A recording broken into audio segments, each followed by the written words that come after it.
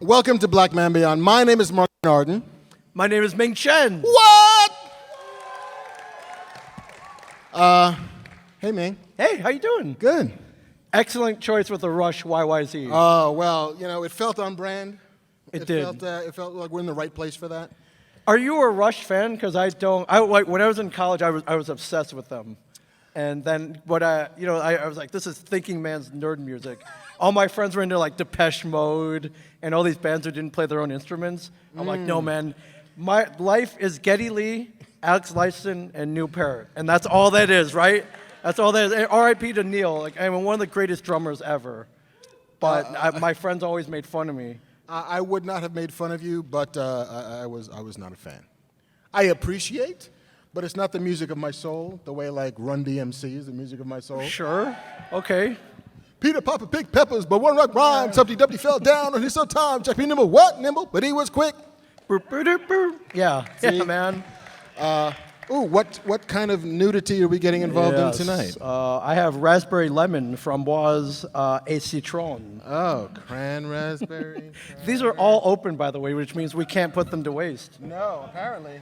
But we were joking, if we drank all of these by the end of the podcast, they'd be like, Kevin Smith, you want to hear about Kevin Smith? I'll tell you about Kevin Smith. Let me tell you a story. Yeah. One time he killed a hobo, and I watched him do it, and he buried a body in the Raritan Bay. Silent Bob. He ain't so silent. He's not so funny. This is the first time that Ming and I have actually podcasted together. Yeah. Which I think we've known each other well over 15 years, maybe more than that. Yeah, I first met Ming when I think it was Kevin was back in Jersey doing poker games. and he's like, hey, man, do you want to play poker? And I said, sure, like a sucker. and says, well, Ming will give you all the information. I was like, Ming who? He says, don't worry about it. And then I didn't. Because then I would get an email from Ming, like, hey, so here's the date, here's who's playing, here's where you go. It's like, oh, cool. And then we just would kind of fucking chat via email, because we are, as very many people in Kevin's orbit are, nerds.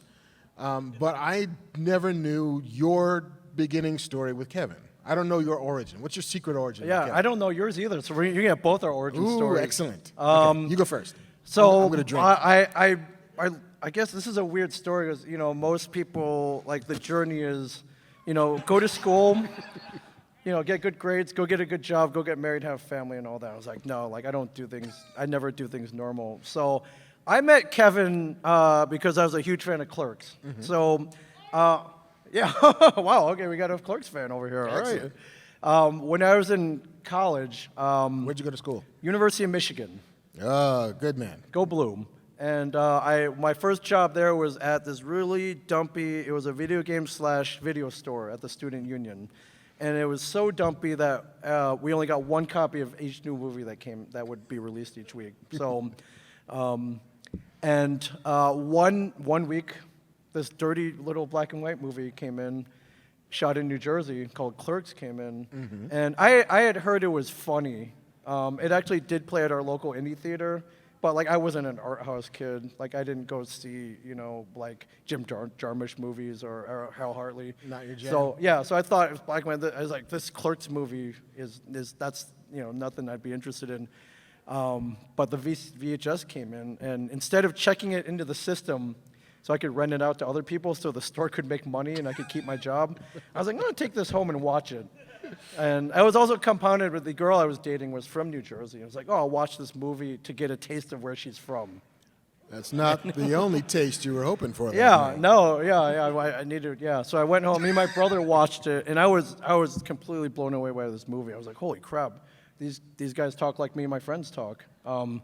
This guy put in a 10-minute conversation about stormtroopers changing toilets on the Death Star, for God's sakes. I love this guy.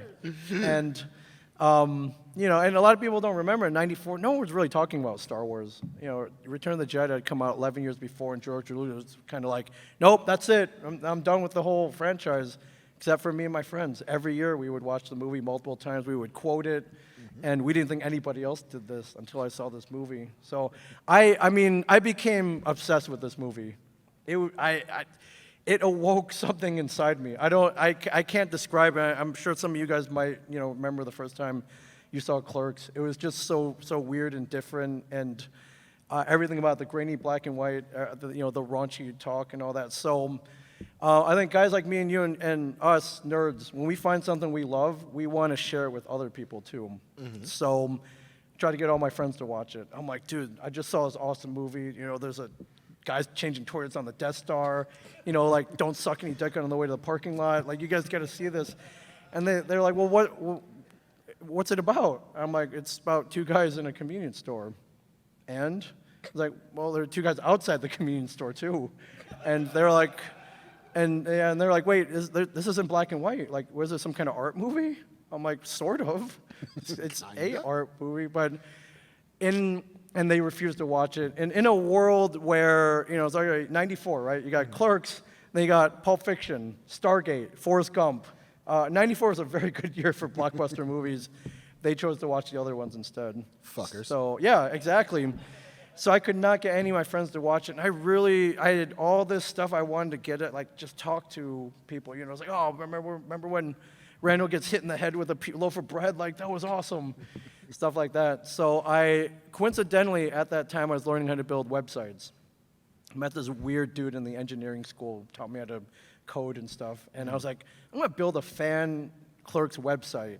And that way I could find people from around the world who maybe have seen the movie and will talk to me about it. And I was just a lonely nerd. I mean, I know we have all that bringing same people feeling. together, fucking noble cause. Yeah, so I put up what I thought was a really cool Clerks fan website.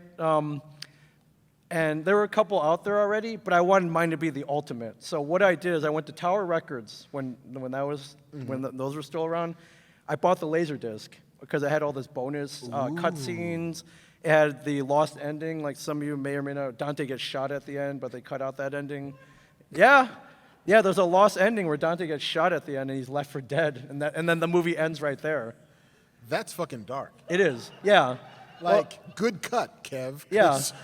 I don't think anybody really wants that. I remember, I think someone at Sundance was like, why did you end it like that? He's like, well, don't all indie movies end like that?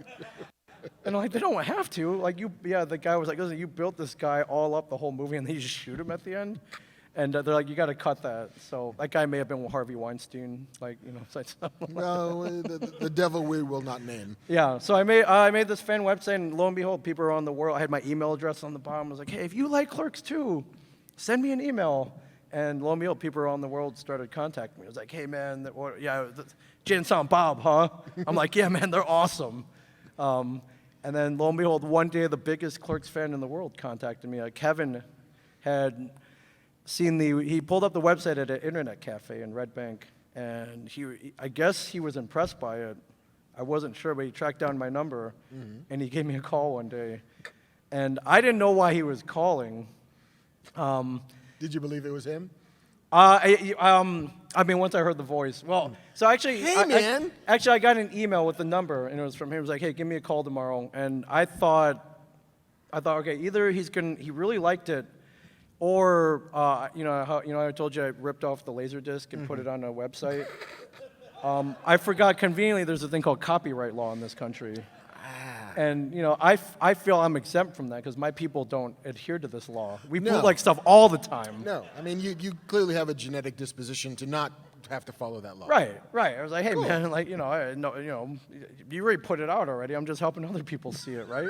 I'm assisting people. You're an evangelist. I am. Yeah. He sent me, he's like, give me a call at this number. I was like, holy crap, either this go really good or really bad. I was like, what the hell? I'll call the number. And so I ring the number. It's a 908 area code, which is New Jersey. I'm like, okay, this looks legit. So I call the number at the appointed time, and the phone picks up. And I'm like, hey, I hear the other end, hello. I'm like, all right, this is weird. I'm like, hi, my name's Ming. Kevin Smith told me to call him at this time. Is he there? And he's like, he's not here right now. I'm like, oh, okay, well, here's my number. Can you have him call me back? Okay. Phone hangs up. And I was like, wow, that sounded like that Jay guy from that Clerks movie. And it was that Jay guy from that Clerks movie. I don't know why he was answering phones that day, like why he was a receptionist, but I guess they were shorthanded. He lost a bet. He may have lost a bet. He put his dick on something he should have put his dick Probably. on. And like, you got to answer phones now. Yeah. So like 20 minutes later, I get a call back from that number, and it's a voice out there. I was like, "Hey man, how you doing?" I was like, "Holy shit! I think that it sounds like the Silent Bob guy." I'm like, "Hey, what's going on?" And he was like, "Hey, I saw your website," and I hesitate. I don't know how it's gonna go. Like I'm about to press the button that destroys all my computer equipment, burns all the hard drives, like Gene Hackman in that Enemy of the State. But he's like, "Hey man, I just saw your website. I like what you did." I was like, "Whew, okay, we're good on that. I'm not going. No FBI is gonna come crashing through the door." And he was like, "Hey, I saw what you did. It looks really good. I think this internet thing is gonna take off. Can you build me more of these websites?" So keep in mind, this is 1995. So there's no Google, no Twitter, no Instagram, no Amazon, no Facebook, none of this stuff. But I think he liked what I built. He wanted more because he had just finished Mallrats. He was kind of depressed that it didn't do so well. Yeah, man. He was about to go into production on Chasing Amy, and he was like, "Hey, do you think we could use this website stuff to reach more of my fans? Is there any way maybe I can interact with the people who do like my movies, and maybe that'll help me promote all the stuff I'm gonna do? Can you build me more websites for the movies I have on the slate? I'm doing Chasing Amy. There's this weird movie called Dogma with angels and poop monsters." And I got all this stuff, and I was like, absolutely, I can help you out. Just let me know what you need. So yeah, he sent me this whole list. He was like, "Hey, what's your address?" And I gave it to him. And the next day, a FedEx box shows up. And you know that line in what's the Steve Martin Eddie Murphy movie? Bowfinger? Bowfinger. You know at the end of Bowfinger, it's like you're not anyone. You're somebody when you finally get a FedEx. Like that's how you know you've made it. And I got a FedEx box. I'm a college kid, so I have no business getting a FedEx. But I had a FedEx, and what he sent me was 8x10 hard copy stills from Mallrats, 3x5 black and white stills from Clerks, some programs from like the Cannes Film Festival. Like I opened this up. To me, as a Kevin Smith fan, like it might as well have been George Lucas sending me a lightsaber, because that's how cool it was. I was like, holy crap, he sent me like real, possibly irreplaceable, rare things that he wanted me to put on the website. So he sent me a list of stuff like, hey, can we do a section about my movies? News, a gallery of never seen photos, stuff like that. But he's like, you know what I really want is can you build me like a chat room? And Kevin, to this day, still has an AOL address. So he was an AOL kid, even way back in '95. That was his first taste of the internet. And I'm like, wait, you want an AOL chat room? Like you want to pick up chicks on your website? Because that's what people did, right? They were like cyber sexting or whatever. Dude, it was just people making connections. Sure. Why you gotta like fucking slam on that shit? No, people are just the dialing up trying to get some. They're downloading Catherine Janeway porn very slowly. It's like you were in my bedroom. I was. I was like, he was like, no, idiot. I want to talk to my fans on this chat room. I'm like, convince him to get naked. Yeah, I was like, well, let me see. I'm sure I could arrange that. And I started doing research, and I went back to him. I was like, hey, chat room would be cool, but you'd probably have to schedule time to, interact with people. I know you're a very busy man.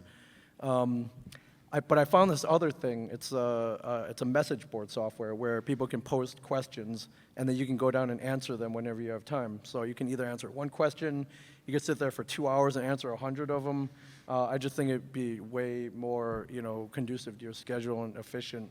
So that's what I built, and it was cool. We built this whole kind of community. It was social media before there was any social media, and we ended up gathering those people for like all-day film festivals in Red Bank, New Jersey, and it was cool. Like we'd do a Mallrats screening. He'd fly out like Jason Lee and Ethan Suplee to do Q&A at the end.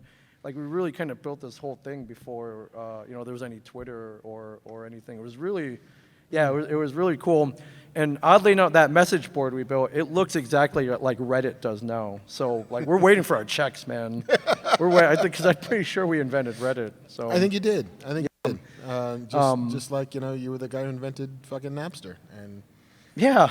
You Seth Green. And Yeah, fucking so Italian job. it was cool. So, I was in college. I ended up graduating, and I ended up getting a real job, and doing website stuff. Putting Kevin on my resume probably didn't hurt getting hired because I got hired right away. There was a big demand for this stuff back in the late '90s. But I think the thing I like telling kids is that the job I had, like I didn't really love it. I was working for a tech nonprofit, building websites.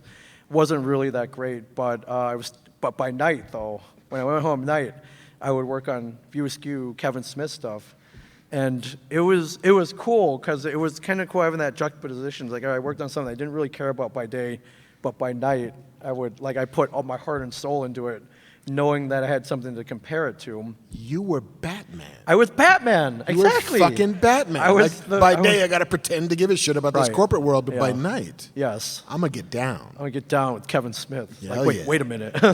Hold on.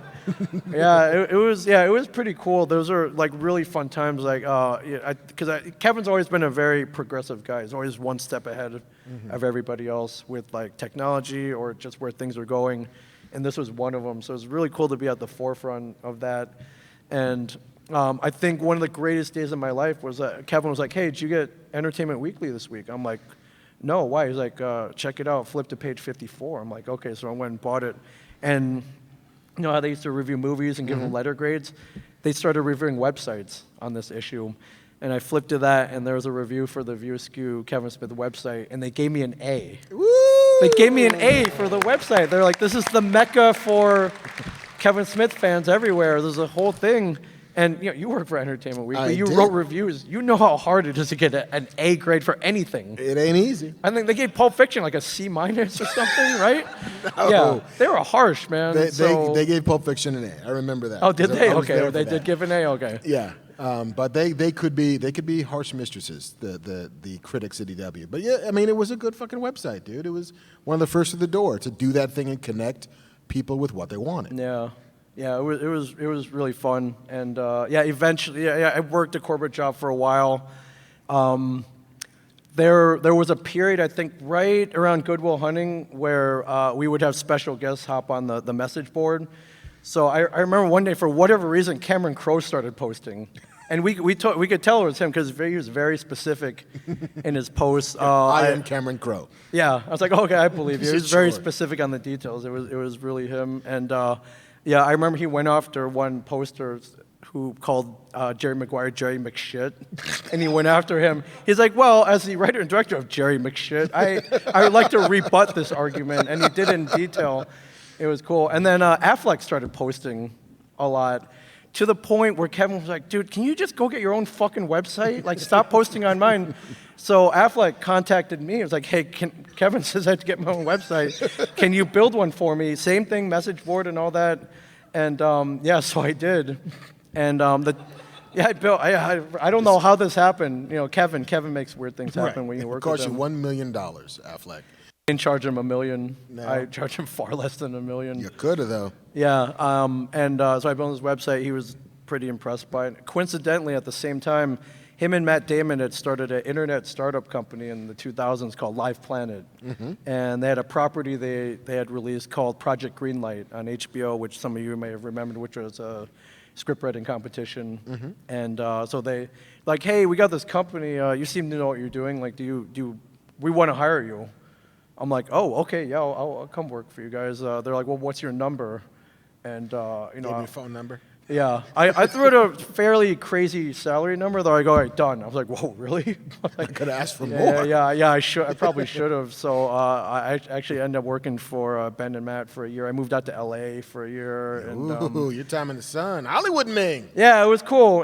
Although it's a startup, so like you do serious work. Like it wasn't fly by night. So we had to work startup hours, which was 9 to 7, which in LA, like a 10-hour day is pretty long, even in a startup world. And it was all going great until 9/11, and that kind of crushed everything. So, one day they called us all in. They're like, listen, 9/11 kind of screwed up a lot of things we had planned, and you're all being laid off. And I was like, crap, man. And I remember I emailed Kevin. I was like, hey, man, I don't know if you heard, we all got laid off. I gotta go look for another job. I'm gonna put your name on my resume, and if anybody calls, could you put in some good words for me? And he was like, hey man, you want to come work for me full time? I think this is how it was meant to be, always. Do you want to come work for me? I was like, holy crap, that was a quick turnaround. Like, Yes, I do. yeah. So I was like, dude, I would love to come work for you full time. And I was just kind of doing it on the side up until this point. And he's like, okay, but one caveat, you gotta move to New Jersey. And I was like, all right, I saw that Clerks movie. You guys ain't so tough out there. And I was like, well, I would have loved to stay in LA, I guess, but I'll move to New Jersey to work full time for Kevin and be part of the gang out there. And I did. So I've been there ever since. I moved out there in 2002, so I've been there almost 20 years. The monkey wrench and all of this, I got out there and, there was an office and Kevin had his big office and they gave me an office and I was working out there. 2 months later, I remember he comes into my office. He's like, hey man, you'll never guess what happened. I'm like, what's going on? He's like, I'm moving to LA. I'm like, what? He's like, yeah, I bought Ben Affleck's old house. I'm moving to LA. I'm like, so I could have stayed out there? He's like, no, just come follow me in 5 years. Like, move out and, set up an office out there. And it never happened. I could not leave the East Coast after getting a taste of it. The pizza and the bagels are too good. You know this. I know this. It's so fucking hard in LA to get decent pizza, bagels, or Chinese food. Yeah. So no, that was a good choice. I feel like you made a sound decision. Yeah, and it worked out. There's still an office out there. The store, he couldn't move the store out there. He did give there was a LA secret stash for a year or two that didn't really work out. But yeah, thank God I stayed out there. I mean, long story short, we ended up podcasting. He introduced me to podcasting. That led to Comic Book Men. And that leads me to where I am now in the beautiful city of Prince George, British Columbia, sitting next to the amazing Marc Bernardin and all you guys. So, yeah. I mean, but the moral of the story is, this all happened because I really loved something, and I channeled my fandom into something else that I love, which was, being a geek, building websites, and just kind of helping out somebody that I really admired. And back then it was kind of a long shot. There was no way to contact anyone you admired in any Nobody's method, really. accessible. Yeah. Now, the former president of the United States can block you on Twitter. But back then, you couldn't really do that. So I don't know. I don't mess with fate and destiny, and I think that kind of worked out. But I always tell kids or anybody needs advice, just do what you love. Eventually, it will probably work out in one way or the other. Who's sponsoring this week's episode of Fat Man Beyond? We have two sponsors, and the first is one that I can speak to very knowledgeably. It's the good folks, ladies and gentlemen, at Sheath. That's right. If you want to follow along, go to sheath.com, Sheath Underwear, all one word, .com. And Sheath is SHEATH. Underwear.com/fatman. As I give you the lowdown on Sheath. This is brilliant underwear. Not in our lifetime, we have seen the advent of many a product, ladies and gentlemen. A lot of us have seen the advent of the internet if you've been around since the fucking 90s. But this is the advent of fucking dick and ball comfort in underwears. Sheath created a pouch to stick your junk into.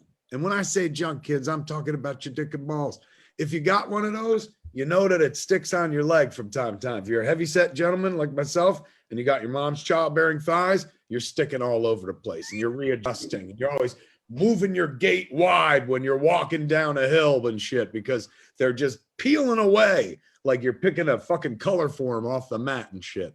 Well, some genius who was in the military figured out, you know what? What if there was underwear that just had a fucking pouch in it? Like a reverse kangaroo pouch, man. And your dick and balls were the Joey, and you just stuffed them in there so that they were all compartmentalized separate from the rest of you. Yes. Why did it take so long? Your dick gets a pouch and your balls get a pouch. There's so much architecture and engineering going on in your crotch if you're wearing Sheath. It's like a deluxe apartment between your thighs. Yes. between your thighs. You're moving on up with Sheath. I was sent a bunch of Sheath underwear. Unfortunately, the good folks at Sheath think I'm a slighter man than I am, Mark. But I gave those Sheath underwear to my brother Don, my beloved brother Donald, who has been married to my brother-in-law Jerry for almost 30 years, old as Clerks is. Clerks was released 27 years ago today. So I think Don and Jerry been married for at least 27 years. In any event, I gave my brother the Sheath underwear.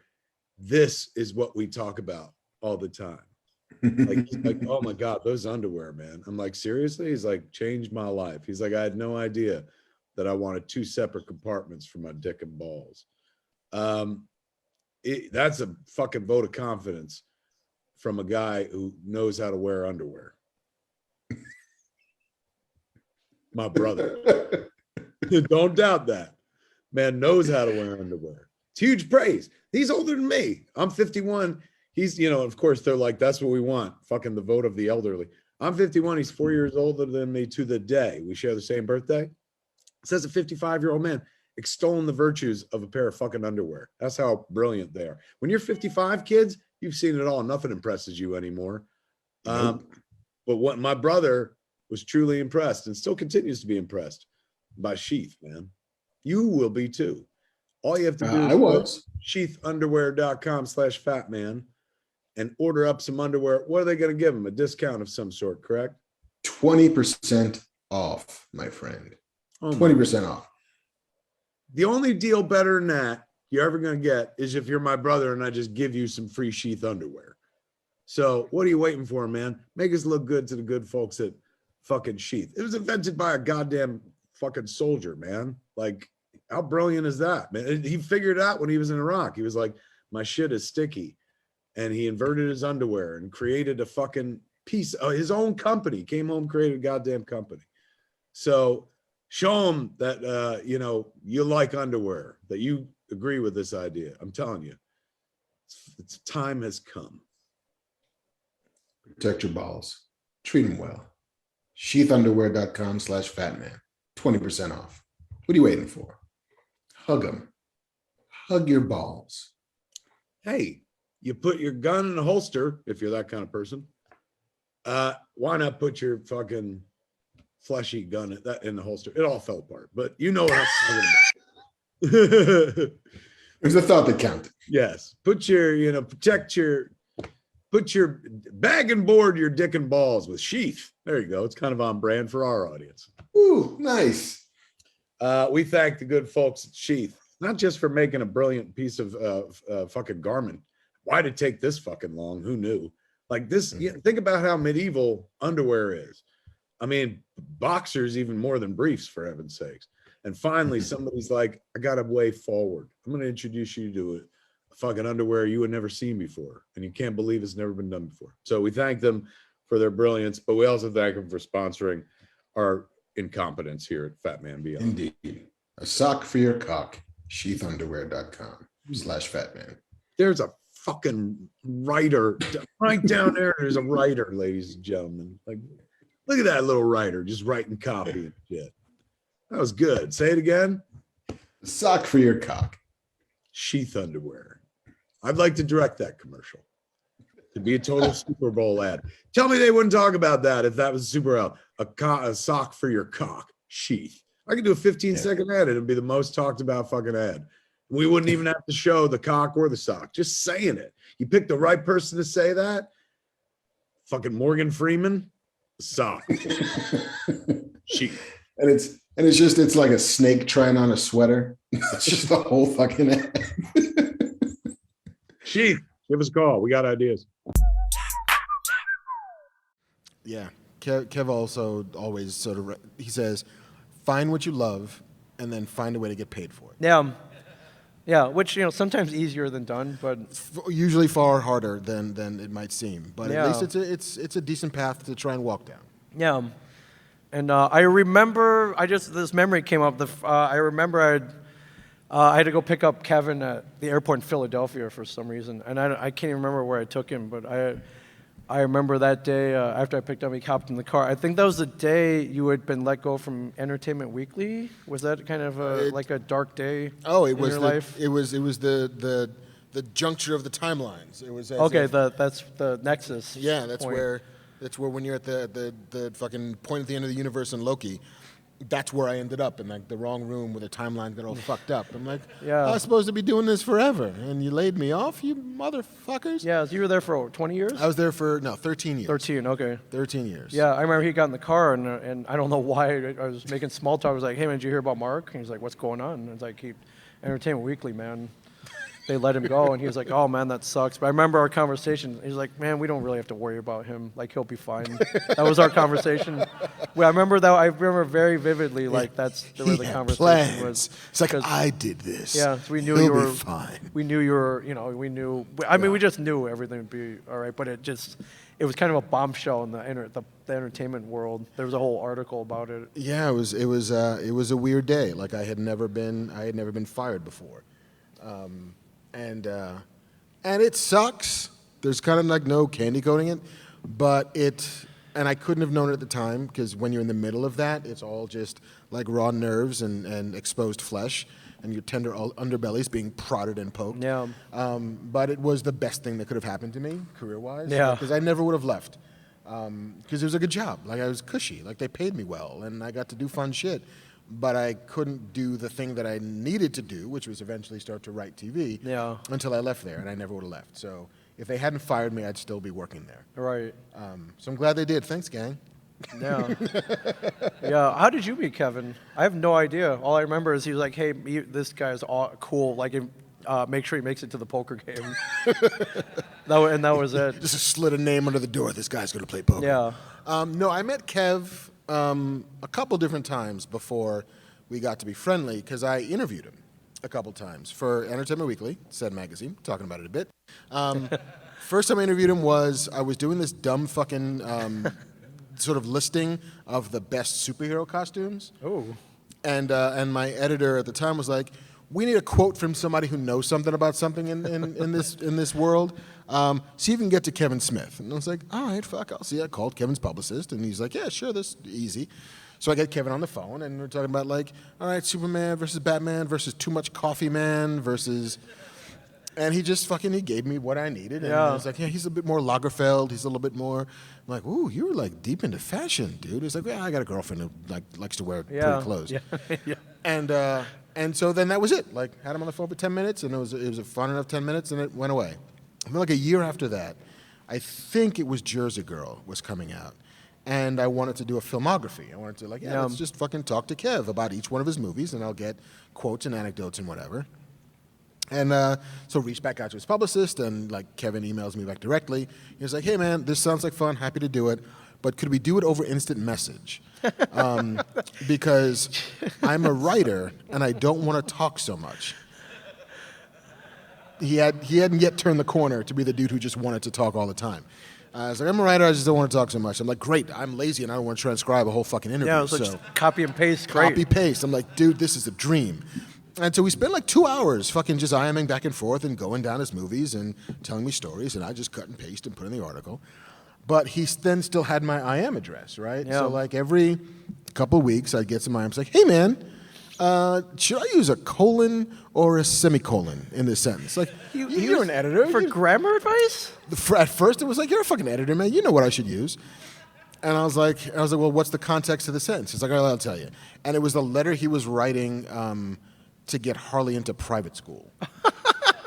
So she must have been like 4 or 5 years old or whatever it was. And so he's like, I'm just trying to prepare my daughter for success.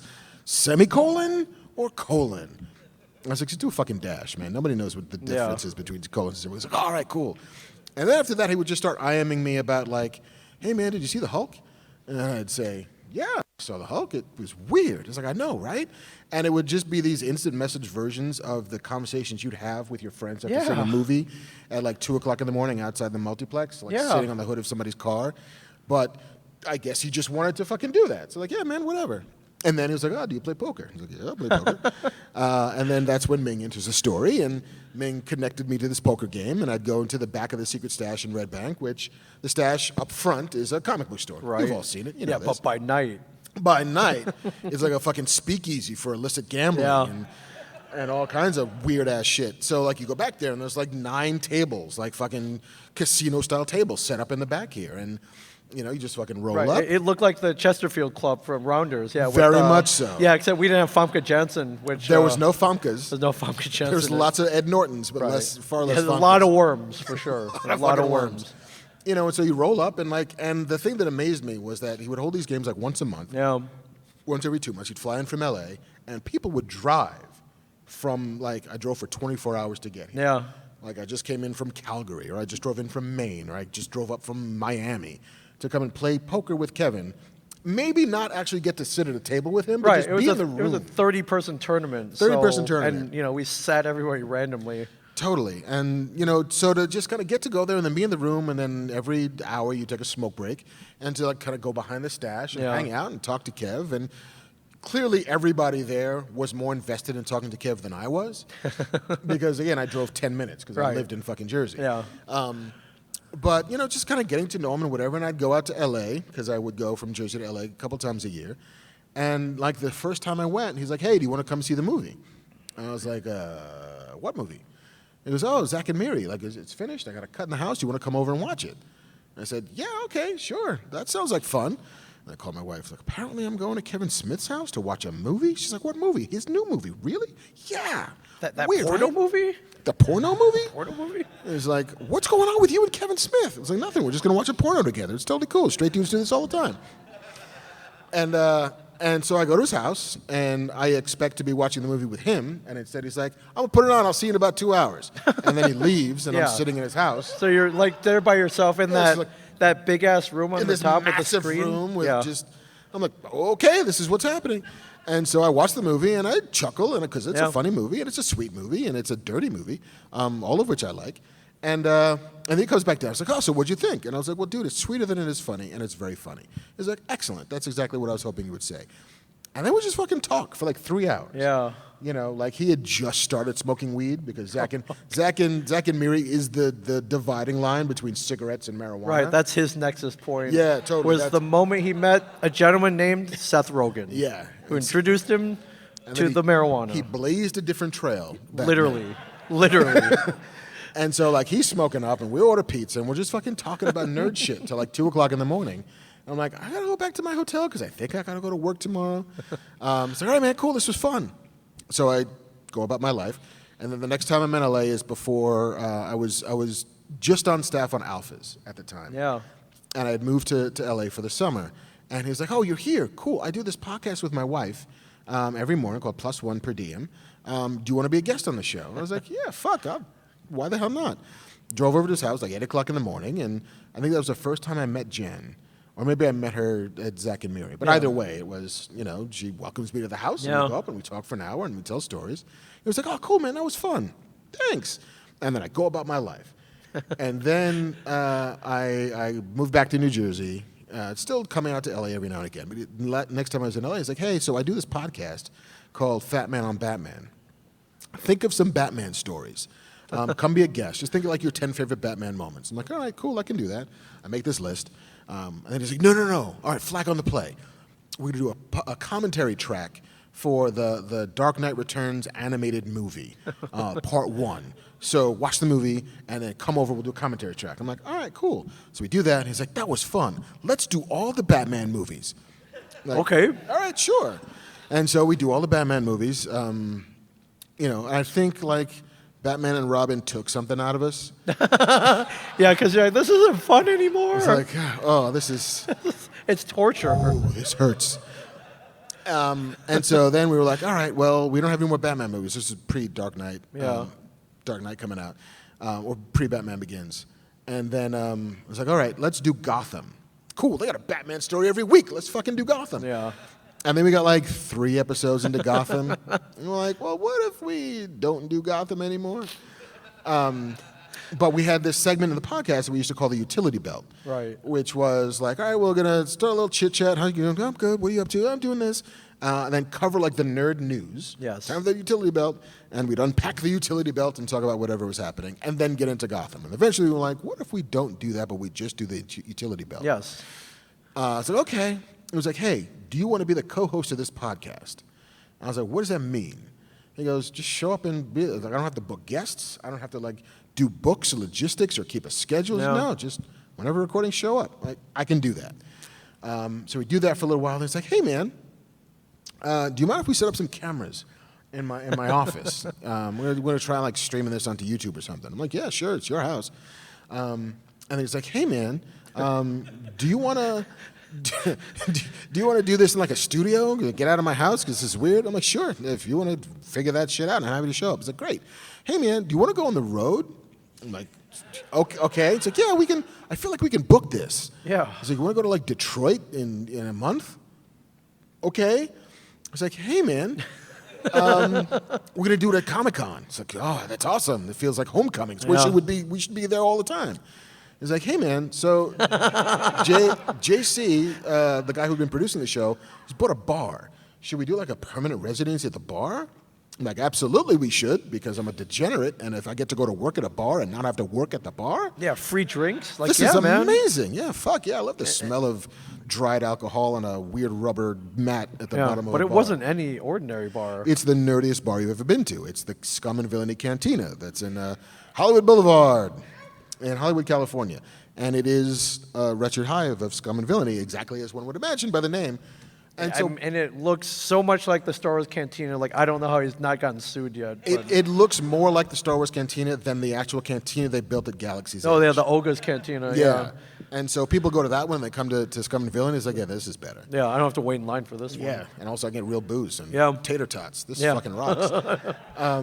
And so basically, I have built an entire side hustle out of saying yes to Kevin whenever he says, hey man, Wow, what a coincidence, because I get that "hey man" all the time. That "hey man" is dangerous and it's awesome. it always promises something. There's always an adventure at the other side of, hey man. Yeah. And then every now and again it's like, hey man, I think I want to try and do a question miniseries, limited series for TV. Like DC reached out, asked me if I wanted to do, and that's what I want to do. And so we spent like 2 weeks breaking a 10-episode question series, because that is Kevin's favorite DC character ever, more so than Batman. He wants to do the question. But it turns out that DC somehow did not have the rights to their own character. And they were like, yeah, so the chain of title isn't clear and we can't make a TV show. We can make more comics. Do you want to do comics? Kevin's like, nah. And so that died, and then it was like, hey man, how do you feel about He-Man? And I said, I'm a bit agnostic on He-Man. If you do him a Thundercats, then I will roll with you hard on Thundercats. Oh yeah. Thundercats, ho! Like, that was my fucking move. Like, and it was a generation, it was an age thing. Yeah. Like, I'd kind of just aged out, I think, of cartoons, when He-Man sort of came in. But Thundercats I was kind of all about. Yep. But I was like, no, like fucking He-Man, all right, I understand it. I know what it is. Clearly, I have some affinity for it, but I'm just not a diehard fan. He's like, that's perfect. I'm the diehard fan. I have a couple of other diehard fans. You get to be the dude who says, does that make sense as a fucking story? Right. Are we doing enough character work? Are we making people cry with this? Because if we're not, then we're doing it wrong. And so I said, yeah, fuck it, I'll strap in for some Master of the Universe. And I have yet to regret saying yes to a Hey-Man. Yeah. Neither have I. It's led me to some very weird and awesome places, for sure. So what is the weirdest, awesomest place that a Hey-Man has found you? I think it was probably the I mean, there are a couple of them. I think the one that really comes to mind was like there was one Friday afternoon in January in 2011. The weekend's about to come up. I'm about to wrap things up, and I get the instant message. For years, Kevin only communicated pretty much through AOL Instant Messenger. Yep. And I get the "hey man" through "hey man," but through Instant Messenger. He's like, "Hey man, what are you doing this weekend?" I'm like, "What am I doing this weekend?" He's like, "Well, all right, I just we just wrapped the movie Red State, and I have a secret mission for you." I'm like, "Okay, what does this entail?" So it's like, "I'm going to send you the only copy of the movie we have on DVD. This is a movie that we self-financed for $4 million. This is the only copy of the DVD, and it cannot fall into the wrong hands, because if it does, we can't distribute it. God forbid the Chinese get their hands on it, and they bootleg it. So I'm going to give it to you. Right. The yeah. guy I But, met. I was a trusted minion employee at that point. So what he wanted me to do is he wanted me to drive up to Maine, an 8-hour drive to a place called Brunswick, Maine. There was I believe she was a New York Times film critic by the name of Mary F. Poles, and she did not leave Maine. The only way that they could get her to review the movie is if I drove up a copy up to her. But that wasn't the sole purpose of my mission. Uh-oh. My mission was to drive it up without, he gave me specific instructions. Do not let the DVD leave your sight. So if you go to the bathroom, take it with you. If you go to a restaurant, take it with you. If you stop and get gas, take it with you. Like, no matter where you go, do not let it leave your sight. It's that important. It's, it's the nuclear football. So, I didn't handcuff it to my wrist, but I might as well have at that point. If you go to the hotel, lock it in the safe. It gave me all these instructions. But the real mission was to go to her house in Maine, watch it with her, make sure she didn't bootleg it, Which New York Times film critics did all the yes, fucking of time. course, yeah, especially little middle-aged film critics in Maine. Yeah. They were really, really afraid it would fall into the wrong hands. So it did feel like, nuclear codes or something.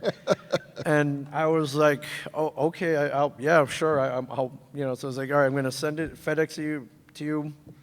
You'll have it tomorrow morning, and then your mission begins.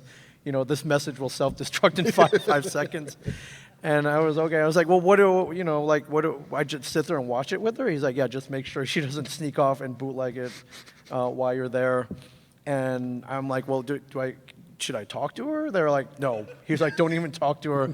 Yeah, they were giving me instructions like, that old adage is like, just don't open your mouth and sound like a fool or whatever. Right. And I had never seen the movie before, so I drove the 8 hours up there. I did not leave it on my side. It was hanging off my wrist when I was taking a whiz at the urinal. Oh shit! I splashed it. Yeah, all that stuff, and I got it up there. Very nice woman. She bought me Tim Hortons donuts while we were watching the movie. But you didn't say anything because you can't talk to her. That's not true. So just miming thank yous and like. You guys know me. I can't not talk to people. So yeah, we were making small talk. She had a 10-year-old son that she sent to hockey, so we would have a good 2 hours to watch the movie. Nice. And I had not seen it either, so I remember being blown away by Red State. I was like, holy crap, Kevin Smith made this movie with John Goodman and all this violence and like cool shots. Like I would have never known it was him if no one told me. And yeah, at the end she's like, so wow. I was like, what'd you think? And I was like, what do I do now? If I say my opinion, will I sway hers? And I was like, wow, that was really intense. We talked for a little while, and then she sent me on my way. Nice. And my instructions were to immediately drive it back and destroy it. Wow. But before I actually got into the office, I would cut through the comic book shop, and Walt Flanagan was there from Comic Book Man. He's like, hey man, what is that? I'm like, oh, it's a copy of Red State. I got Kevin sent me on a mission. He's like, hey, I want to watch it. Can I borrow it? I'm like, no. And he got really mad at me. He's like, wait, you don't trust me? I'm like, it's not a question of trust. I can't let it fall into the wrong hands. He was mad at me for like a year. He was really offended that I wouldn't let him take it home without my supervision and watch it. He didn't understand how important that this copy was. I feel like that Red State DVD is like the watch in Pulp Fiction, where it's just Yes. like, you don't know what my dad went through to get me this Yes. watch. You don't know what I just did in Maine. Just hung out with this old lady and didn't say anything when she watched the movie and asked me questions and I had to Yeah. refuse her. Right. And You're just gonna fucking watch it. Yeah, I No. stuffed my face with donuts. Like I tried to show no emotion. Yeah.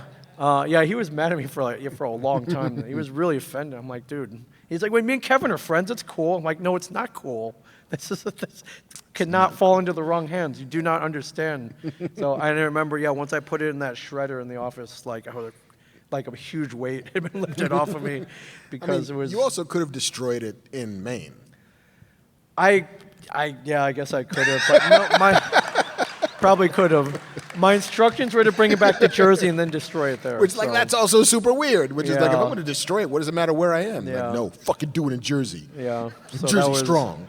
Yeah, but you don't say no to Kevin. So that was No. one of the weirdest ones, I think, for sure. My weirdest thing, and it will mean nothing to many of you, but Kevin asked me to go to Brooklyn. Now, Brooklyn is the weirdest. Well, it's not the set. If New York City, 5 boroughs. Manhattan, the cool one. Queen, whatever. The Bronx, the Boogie Down Bronx, that's where rap came from. Also, it's on fire most of the time. Then there's Brooklyn, which is right, like, kind of closer to Manhattan, a little bit near Queens, but it's a fucking maze. Because Brooklyn, like Manhattan, has a grid, like a real city does. And Brooklyn, no grid. it's just like somebody dropped spaghetti on a map and said, that's where the roads go. Yeah. And Staten Island is its own thing that nobody talks about. But No. It smells weird. No. So Kev's like, I'm shooting a movie. I'm shooting Cop Out in Brooklyn. Do you want to come to the set? And I was like, yeah. Not because I want to go to sets, because movie sets, the first day you spend on a movie set, it's the most amazing place in the world. Because it's a beast that's alive with making stuff. And everybody knows what they're doing, and it's chaos, but it has an order to it. It's amazing. The second day is like watching paint dry. Yeah. It's the most boring place in the world because most of it is waiting. Most of it is like, all right, we're going to shoot this scene. We're going to do a take. Great. Do we got it? Excellent. We got to move all of this shit to shoot the next thing. And moving all of this shit takes time. Even if it's literally, like if you're shooting 2 people talking, all of the lights are built to shoot that person. And then if you want to shoot the reverse angle, you have to move all of the lights. And sometimes you have to move all of the trucks and half the set. So it just takes time. It's a labor-intensive process. And so he's like, you want to come to the set? I'm like, yeah, fuck, all right, whatever. So I go, trying to get to Brooklyn, which I hate. I get lost 9 times. I finally get there. It's like 9 o'clock at night, and it's dark, and I don't want to be in Brooklyn at night because the fucking Warriors will happen. Yeah, man. And the so- baseball furies might get Baseball you. Furies are going to fucking come out for me. So I'm like, not going to fucking Brooklyn. But I go to Brooklyn, and I finally make my way to set, and, which also takes some doing because I'm just like a random black dude stumbling upon a movie set. I'm like, here to see Kevin Smith, and the odds of finding the person who knows that I'm actually here Yeah. to see Kevin Smith Very took some slim. doing. Very slim. Yeah, so I finally get there, and they're shooting some scene with like Adam Brody and Kevin Pollak, and Kevin's doing his thing and he's like directing, and I'm like, all right, cool, I guess this is fun, and then they just stop and they wait, and I'm like, what's going on? It's like, well, we're waiting for Bruce to show up, and it's like, all right, fucking Bruce Willis, and so the crew, in just waiting, like they're all set up, they move the lights, they're ready to go. And they're just waiting. And so they turn on, in video villages, there's nothing but monitors, and the monitors will always show everybody what's being shot. So there's like 5 or 6 like smallish flat screen TVs, and they just decide to tune into the Yankee game because it's like a Tuesday night in Brooklyn, and what else are you gonna do? So they put on the Yankee game. And so they do the thing that they do. I'm sure they do it in hockey. I don't watch much hockey, mea culpa. But every sports event will always do the thing where it's like, well, let's see who's at the game. And so they're going around. It's like, who's behind home plate? Oh, well, there's that guy, and there's that Yankees No. legend, and there's whatever. Hey, right behind home plate, there's Bruce Willis. And literally the entire crew is waiting for him to show up. And the report back was he's stuck in traffic.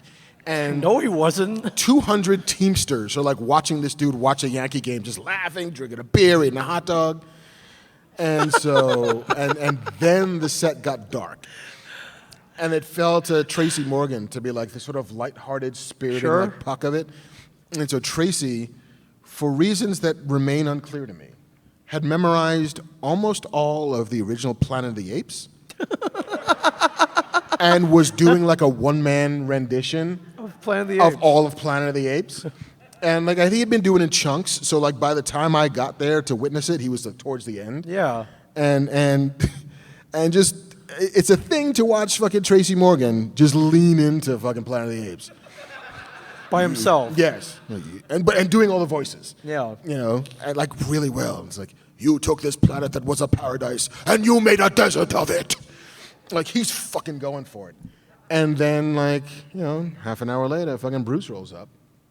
He's like, hey guys, you ready to shoot?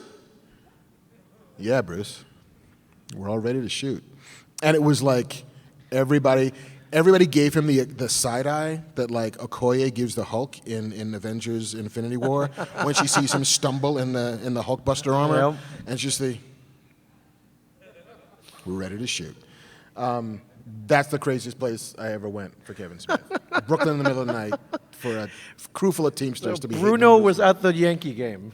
Having a He blast. decided to just knock off and watch a ball game while they were making a movie that he was the star of, and he was supposed to be in Brooklyn, which is a good hour away, given traffic.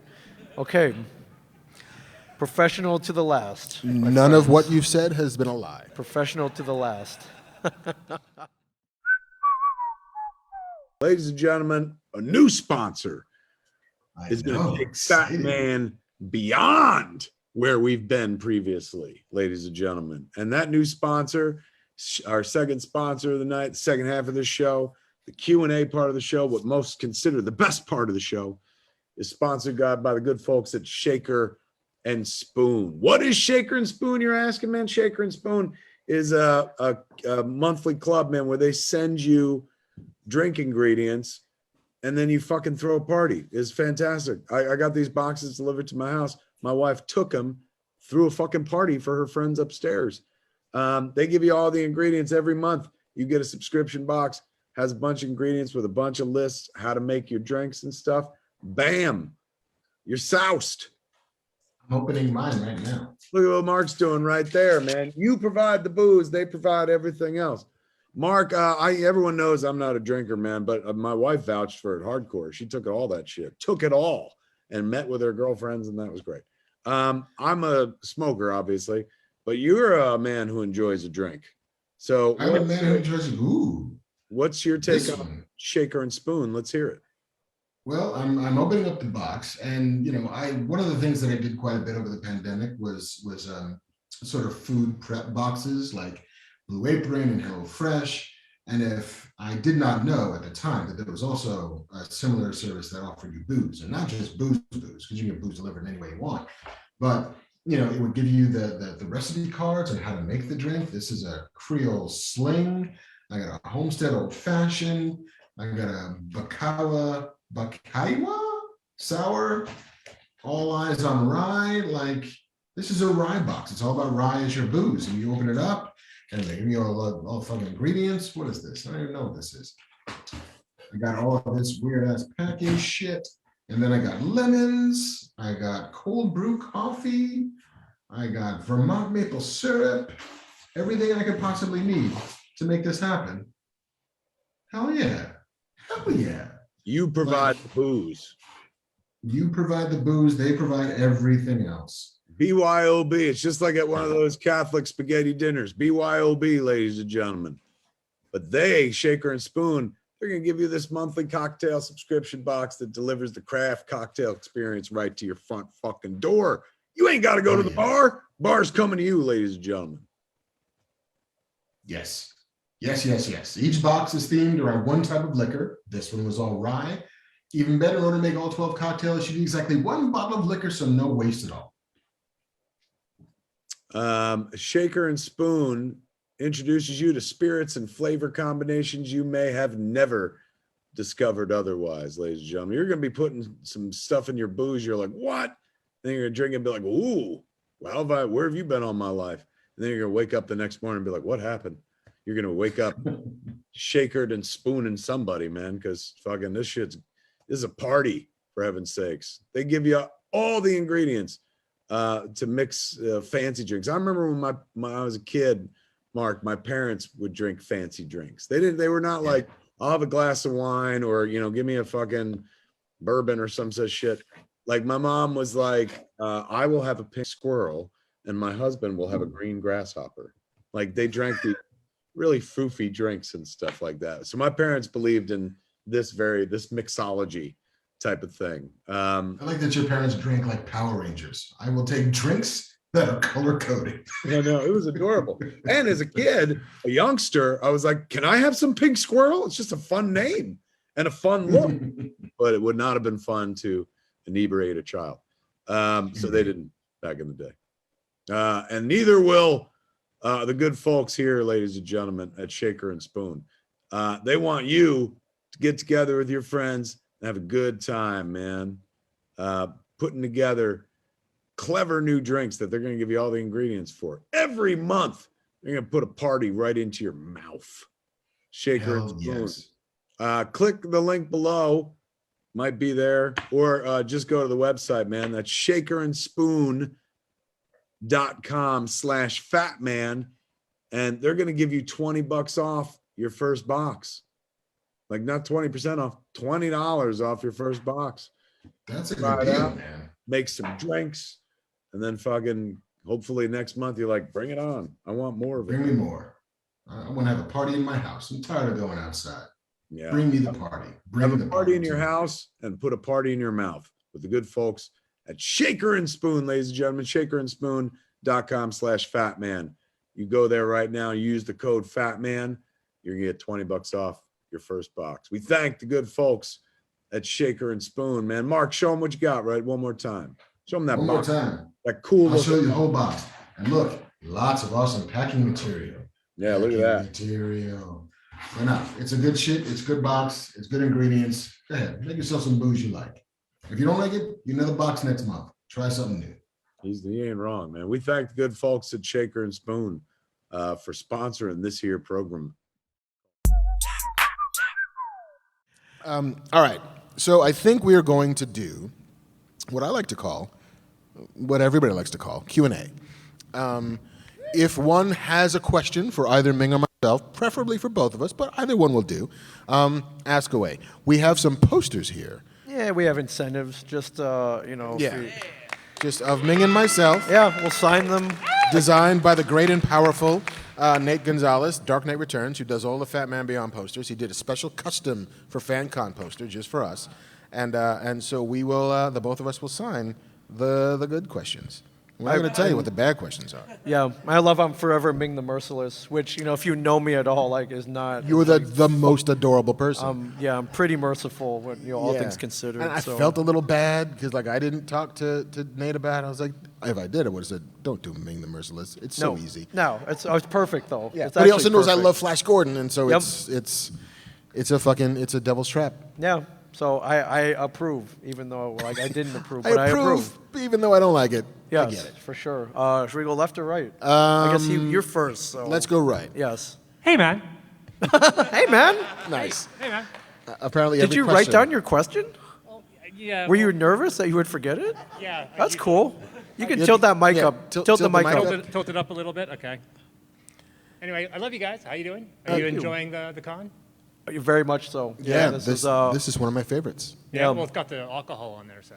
Oh, Well, you know, sir, this is 5%. This is water in Canada. yeah. I'll try to be on brand, considering the subject matter. So I was going to ask if you, meaning both of you, obviously, were given a blank check to take the reins of any comic franchise, what would it Oh, be, man. and what would you do with it? Any Wow. comic franchise. Wow, that's a tough one. Yeah. Okay. All right. No, I think I got an answer. You have an answer? Or you want me to go first? You go first, because you've actually you've written. I've written some comics.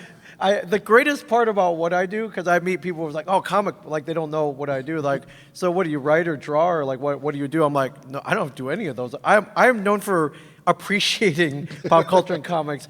It's great because I need no talent at all. It's like I didn't write Star Wars. I like Star Wars, and that's what I'm known for, as a guy who loves Star Wars. Like, that's what I'm known for. So I will let you answer this one first. Okay. There's a comic book that I have loved for a long time, called Lone Wolf and Cub. Excellent. And I will butcher the names of. I'm not even going to try and do the names because, listen, I'm getting a little nude. Yes. And so I don't trust myself to make it through Japanese names at the moment. But there's like 20 volumes of this thing, this legendary piece of manga literature, that it's this massive story about a executioner for a shogun who's framed by a rival clan and is forced to go on the run with him and his infant son. And it's a long tale of revenge. It's a long tale of getting what you think you're owed. Meanwhile, also trying to raise a child and not letting him die, and your responsibility to that kid. it's wonderful and it's beautiful. Yeah, does this sound familiar, by the way? They later kind of remade it into a show called The Mandalorian. Like you may have A little bit. You A may have little seen bit. it. There's a lot of Lone Wolf and Cub. There's in a that. ton of Lone Wolf and Cub in that, but it's gorgeous and it's tragic and it's serene and violent and it is built for long form storytelling. I think that I am probably not the person to do that because I don't have, much as I love it, I feel like there's probably some hungry young Japanese screenwriter out there who can add and fulfill all of the cultural specificities that I don't have a key into. But I would like to take that money and empower that person to tell that story, and then take some of the credit for hiring him or her. But yeah, that's the one. That's like the great untapped joy that's built for prestige TV that nobody's done yet. That's amazing. I'm a huge fan of the mid-'90s relaunch of the Starman franchise. Oh, James Robinson. James Robinson, yeah. Fuck. And it follows the tale of the original Starman's son, Jack Knight, who kind of eschews being a superhero. He wants no part of it, but he's kind of forced into the roles. His brother was kind of taking on the mantle, gets executed, and his dad's too old to take on the mantle. And he decides he wants to be the cool version of Starman. He's like, I'm not wearing the spandex. I'm going to wear a leather jacket. And he runs an antique store, and he loves old stuff. And he's like, I'm not carrying this cosmic rod because it looks like a sex toy. I'm gonna do the cosmic staff instead. And it's one of the, I think it's way underrated. No one ever talks about the Jack Knight Starman. Oh, it's so good. It's so good. It's ripe for either a TV series, possibly a movie. But I mean, there's so many cool villains and ancillary characters in that. I think it'd be a great TV series, and that's one I wish would just get way more light on it because I think that one really spoke to me. I mean, that's the same sort of time as like Y the Last Man and Preacher, and it was really, really like influential and important in that kind of mid to late '90s boom of DC Comics. Yeah. Oh, it's great. And I just really love that character. It's like I'm gonna wear some silly costume. I'm gonna do it my way. Black leather jacket. Yeah, and he wears goggles. tank goggles and just a that's really cool character. And no one ever talks about the art. I think by Tim Harris, I believe. And We're talking about it now.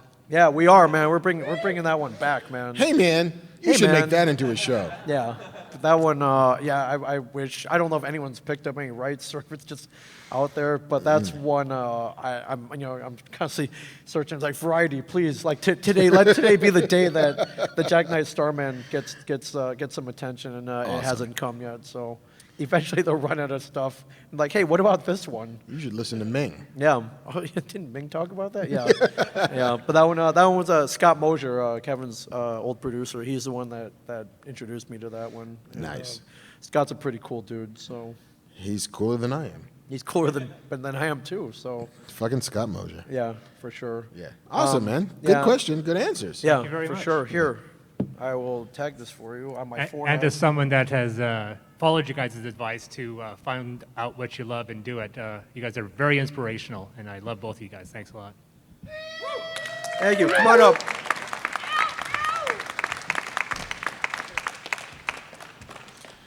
All right, over there. Hello, sir. What's your name? George McHale. George. George. Well met. Your question. Yes. Thanks for coming to British Columbia. And my question is more for Mark. In Masters of the Universe Revelation, did you guys consider including some of the characters such as Gwildor, Blade, Sorod, and Karg that were in like the Masters of the Universe movie with like Dolph Lundgren? Was that ever like on the table? Because I like those designs. I think they're pretty cool, but they're not in like the animated stuff.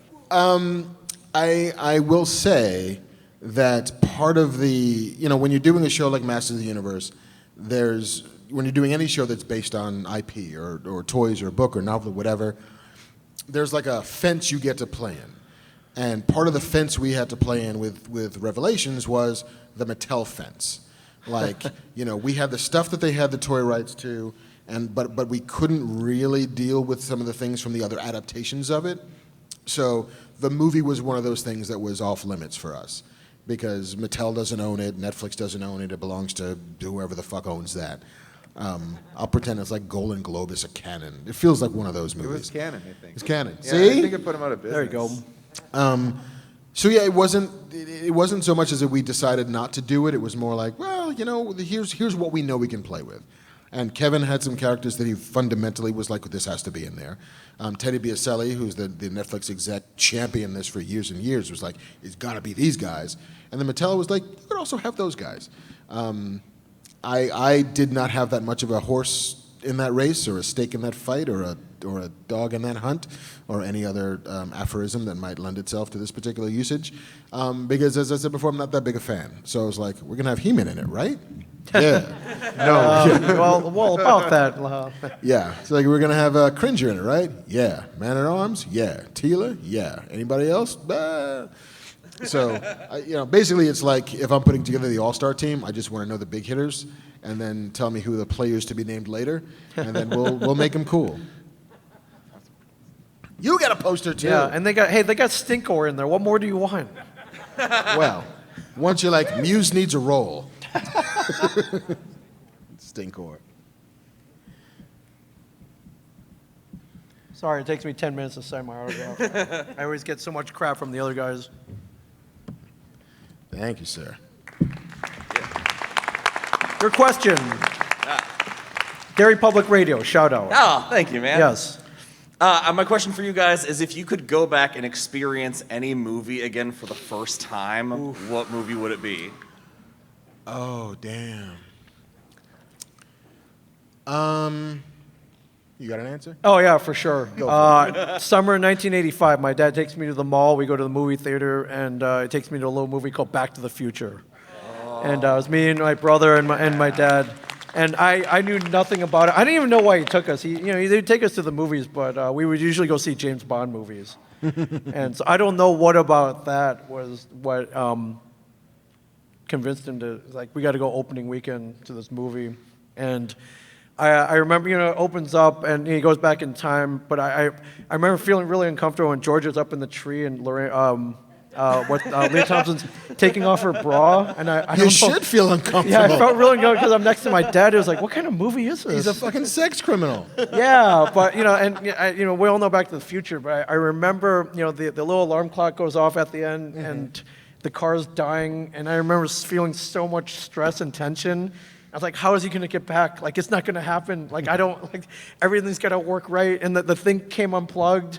And like all this stuff, and the range of emotions that movie takes you through, especially as a 10-year-old, was. Am I also a pervert? Yeah, I know. Yeah, could have been. No, I was bird watching, Dad. I was watching birds. I was bird watching. But then, he makes it back, and everything's good, and then to be continued. Like everything about that movie was like, as a 10-year-old, like I don't know, it just awoke everything, and I don't know if I've ever felt like that again, ever watching a movie, and so much so. I'll see if I can roll this up, but ow. But later on, years later, I got this Flux-capacitor tattoo on my arm, and Deep love. yeah, for sure. I just remember just sitting in theater as the credits roll, like, holy shit, like that, like movies can do this, like they can. I probably hadn't felt that since Star Wars when I was 4 years old in 1977. So, and I don't know if I felt that like that again. Maybe Endgame, maybe. Endgame's a good one. Yeah. And, like watching, part of my pandemic survival kit was watching audience reactions to Endgame on YouTube. Like when I just needed to feel something. God, yeah, how great is that? Yeah. I was just like, why is everything awful and why am I dying inside? And then I just, oh God, the hammer lifted. Who's it go? Oh shit! And then just watching the audience lose their fucking minds. Yeah. On your left. Yeah, That's Was so just great. The warm hug that I needed like every 3 days for 4 months. This is a really difficult question to answer because there are so many, like Endgame would be one of them. Mad Max Fury Road is one of them. I'm just like, I didn't know you could do this. And like, why are not everybody that's on the screen dead? Because I'm sure they killed like dozens of stuntmen doing this shit. Like it's a movie that should not exist at that level, but yet does, and it's wonderful. The Matrix. I remember being in the theater for The Matrix. Yeah. And like nobody knew what it was. Yeah. Like if you went opening weekend, nobody fucking knew. And the trailers were just literally, what is The Matrix? You Yeah. just have to see it for yourself. It's in the fucking movie. Right. It became the tagline. Yeah, but in the trailer, that was it. Just the green, like the computer text, and Yeah, that was it. what I was is like, The Matrix? It's like, all right, Keanu's in. I guess I'll go see this. Sure, And I like, was and it looks cool. It's kung fu in it. That looks bad, Yeah. guys. But the thing that immediately came to mind was, and it's easy for us at this age with this much remove to forget how big a fucking plot twist it was in Terminator 2. When fucking spoilers, they're now 30 years old, when Arnold is the good guy. You know, because we had been conditioned as a culture by that point that he's the Terminator. He's evil. You cannot stop him. Whatever you do, he'll find her. No matter what you do, it's what he does. It's all he does. And to be in that theater, you know, I must have been whatever, fucking like 17, 18 years old, and 1992. yeah, so like opening fucking night, you know, in a one-screen movie theater on Long Island that was massive. It was like the Ziegfeld of Long Island, but. Which are two references, and you don't get it all. But Awesome theater. That's how awesome you know. and to get to that moment when Arnold is walking down the hall with a fucking box full of roses, and fucking John Connor's in the middle, and then Robert Patrick's on the other end, and Arnold pulls the fucking shotgun out of the box of roses. He's gonna kill that fucking kid. I hope that cop gets to him. And then, you know, fucking he starts unloading on the cop, and then the cop is Get down. Yes. He's like, come with me if you want to live. Like, that was the plot twist to end all fucking plot twists. And to feel that in the movie theater, to feel that energy of everybody no longer understanding the movie they were watching, but down for it, for real, it's like that's the shit that makes one, A, want to be a movie fan, and B, want to try and make movies, is to get an audience, to pull an audience to a place where they belong to you. And then to fuck with them so like supremely, and destroy what they thought they were going to get, but then give them something better. It's like we underestimate the tonnage of that plot twist and what it meant at the time, and it's one of my favorite in theater experiences. Yeah. Now in 2021, there's no way they could have kept that a secret. You can't. Absolutely not. I mean, the way they kept, so much of the Endgame shit is a secret. Like, it still boggles the mind. But, like, they had to do all kinds of fucking chicanery, and that scene was all shot indoors in a fucking warehouse somewhere. But, yeah, it's similar, I think, to the Red Wedding in Game of Thrones. Yeah. You know, in that the thing that still, it gives me faith in humanity is that hundreds of thousands of people read those books and knew what was coming, and then didn't tell anybody, but wanted to watch their friends watch it because they knew. So a culture kept a secret, which it almost never fucking does in the age of the internet and spoilers and everything. But the sadistic joy people took, of let's watch this episode. It's gonna be a wedding. It's gonna be fun. Everybody's gonna get there's gonna be cake and songs and whatever, and whatever. It's gonna be great. And then suddenly their phones would come out as they're watching you watch it. Like, why are you videotaping me? Oh, nothing. I'm just checking my email, making sure my camera clean. And that giddy glee of watching hearts break, that makes me feel better. So yeah, T2's my answer. Back to the Future is his answer. Excellent question. And you signed in advance. I did. I didn't want to take everybody. I only got, we only got a couple hours. So, real quick, do you have one? I would actually, it's kind of a stereotypical one, but I would go back and I would watch A New Hope, because it was one of my mom's favorite movies, and so I didn't see it until the re-release of theaters, and she took me, and I remember turning over and watching her smiling at me watching this movie, and when the Death Star blew up, I full on freaked out because it was the coolest effect I'd ever seen, and it was just a really warm, fuzzy, happy feeling attached to that. Yeah. I've more than once in more than one writer's room, I've said, we want this to feel like screaming out of the sun to blow up the Death Star. Like, that's the moment we should be feeling. Of like, the hero that we thought was gone, he's come back out of the fucking sun, and to just give us the all clear, kid, let's blow this thing and go home. Yeah. Like, that is my favorite moment in movies, period. That's awesome. Thank you guys so much. Thank you, man. Yeah, real quick, you have 2 kids? I have 2 kids. How old are they? 19 and 17. Okay, so when they were growing up, the Star Wars movies, did you show them, what order did you show them Star Wars in? Did you go 4, 5, 6? Oh yeah. 1, 2, 3? Yeah. 4, 5, 6, 1, 2, 3, and then at some point you get to 7, 8, 9. Okay, But- you're a good parent, is what Oh I'm trying yeah, to yeah, get yeah, at. yeah. There's no. Come on. Okay, Come I was just checking. What am I, a communist? No, not at all. I know. Yeah, that was a test. You passed. Excellent. Thank you. Yes, your question. My question is about where do you think Batman fits in the ensemble world of the Justice League? When I was watching the Zack Snyder version, great version, and he was a bigger part of the world, but it feels like it's a world filled with super humans and gods, and then there's Batman, who is a great leader. Batman is so important to me as a child. Like, that was the standard, and he feels a little bit relegated to the logistics guy. And I would have loved to see Ben Affleck do more with he's amazing and he can do anything. So where does he fit in the ensemble world of DC? Do you have a feeling?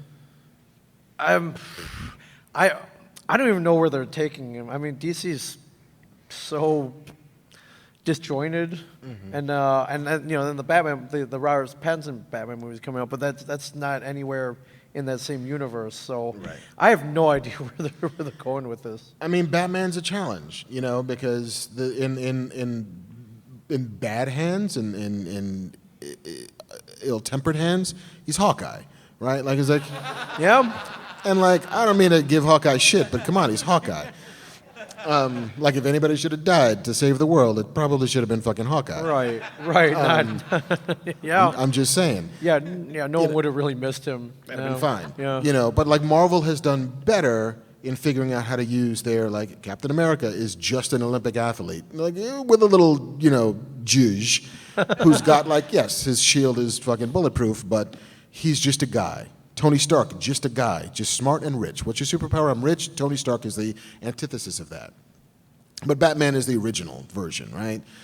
And so the comic books, especially written by people like, either Mark Waid or Grant Morrison or Jeff Johns, like, people who understand him, have figured out how to use Batman as both the giant brain of the Justice League, like, he's the one who thinks of all this shit because he's smarter than everybody else. He pays for everything, like, sure.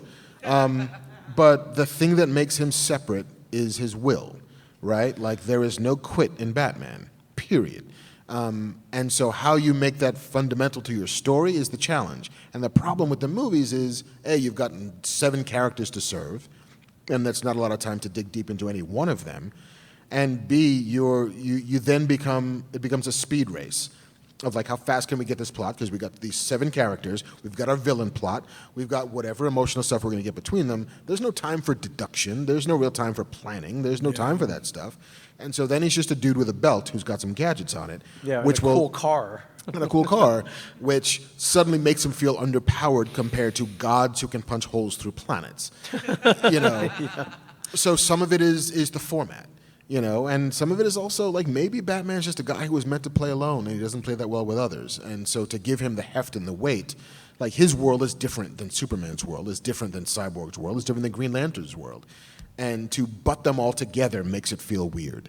Marvel has solved this problem a bunch of different times, a bunch of different ways, mostly through tone, right? Like, the Marvel movies, the tone of them is always fun. So suddenly when you put Thor in a movie with Captain America, it doesn't feel that weird because the tone is right. It doesn't feel like you're playing fucking death metal, and here's a dude playing power ballads. Like, oh no, we're all playing the same song. It's just different musicians on the same scale. And so then you get Guardians, which is just fucking like weird ass power pop, right? And then you get fucking Ant-Man, which is just some dude in a piccolo in the corner, just fucking playing this little jaunty song. Yeah, but it fits in somehow. Somehow it all fits in because the perfectly. tone, you're all playing the same song with different instruments, where DC feels like it's playing all the songs at once, and so it kind of ends up being noise. That never works out. It never works out. So it's just a matter, I think, of DC figuring out, like, are we doing this multiverse anymore? Are we doing these group things anymore? Are we building a team? Or are we just telling these one-off stories or these isolated character stories that feel good? We'll see what Flashpoint is and how they manage to blend all those things, but it's a hard nut to crack, and DC hasn't really done it well. I hope they find a way, because I want a good Justice League movie. But you've got to be able to see what songs all these instruments want to play, and can you get them on the same fucking page? Because right now it's very much like, not my tempo. Not my tempo. It's a great analogy. I never heard it compared to music and bands. It's a great analogy. It's a really good analogy. Thank you. I just made it up. Wow. Wow, Canada, man. You're being inspired by the Great White North. It's all brought to you by Nude. Yes. Vodka soda. Yes. It lubricates the brain. Thank you, sir. That was a great Yeah, question. but I think, in the end, we just want good. We want a good Batman movie. We want a good Justice League movie. We want, Totally. And give me a fucking good song. Yeah, and Wonder Woman 84, what the hell was that? Can you explain that? You're a writer, you've been in a room. Yeah. How did that even happen? Did no one be like, dude, this is awful? Like, what are you doing? Like, somewhere early in the process? Or were they like, we'll let them do whatever they want? And then they're like, oh my God. I don't know. It's like every time you're making a thing, it's very much forest for the trees. And when you're in the middle of it, it's hard to see all of it. And maybe they just didn't have that person who could be like, hey, gang, just looking at it objectively, I don't know what this is. Yeah. And this also feels like icky. Yeah. And like, where'd this plane go? And where'd it come from? And why are you flying a jet? And what? And love? Okay. Sure, didn't you steal that dude's body? Okay. Okay, I guess that works. Like, no, I guess we not could do really, that. but... Yeah. Blah. Yeah, all right, sorry, I didn't mean to, Hi. Hi, What's your name? Michelle. Welcome, Michelle. Thank you. Well, first, thanks for coming to Northern Fancon. It's awesome to have you guys both here. You've been I'm here for the ketchup chips. ketchup chips, cheesies. It's all on my table. I so- see your I gotta table. get my hands on some ketchup chips. All right, somebody get Mark some ketchup chips tomorrow. We'll All try you gotta and do is work on ask. that for you. That's what I do. And you should see my table right now. Well, It looks like, the Shoppers Drug Mart blew up in there. are you like the Milton Berle of chips? I don't have his girth, but You got the length. If you don't know the story, Milton Berle, once upon a time, it was Sid Caesar. We had a kids show, and he said, hey kids, today what I'd like you to do is go in your parents' wallet, get $1, and send it to Sid Caesar, care of CBS Studios. Just as a fucking joke. Yeah, And millions of dollars showed up. Yeah. And they were like, you can't do that anymore. You can't just steal money from the populace, Sid Caesar. So like, I sort of feel like me saying, you know what, I really like ketchup chips. And suddenly I've got like 98 bags of ketchup chips. it works. It works. It works. Yes. So, Lay's Old Dutch, he'll take all of them. So. Fuck yeah, give me that sweet salt shit. Oh yeah. Your question. So you guys have both been to a lot of conventions. Yeah. A memorable experience that you can tell us about? Oh man. So last week I was in Salt Lake City. It's a pretty big con. They're very well budgeted, and they get huge guests. So I remember I get to my table to set up, and I look to the left and right of me. To the left, I got Christopher Eccleston, the Ninth Doctor.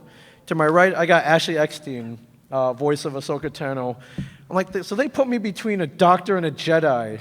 Like, how can I compete with this? It was a really weird placement, and I was like, geez, I felt about this big because how do you compete with a legit doctor, the Ninth Doctor, and a Jedi twice over on Rebels and Clone Wars, and so they had these huge lines. I got a couple people, but so I changed my strategy. I was like, I'm just going to talk to all the people in the other two lines and get them to come over afterwards. So it sort of worked, but Well played. Yeah, but Yeah, but I think for me, like I said, I'm just known for being a nerd. Like I didn't create anything. I'm not here because I'm talented. I'm just here because I work for Kevin, and I really kind of fell ass backwards into all of this.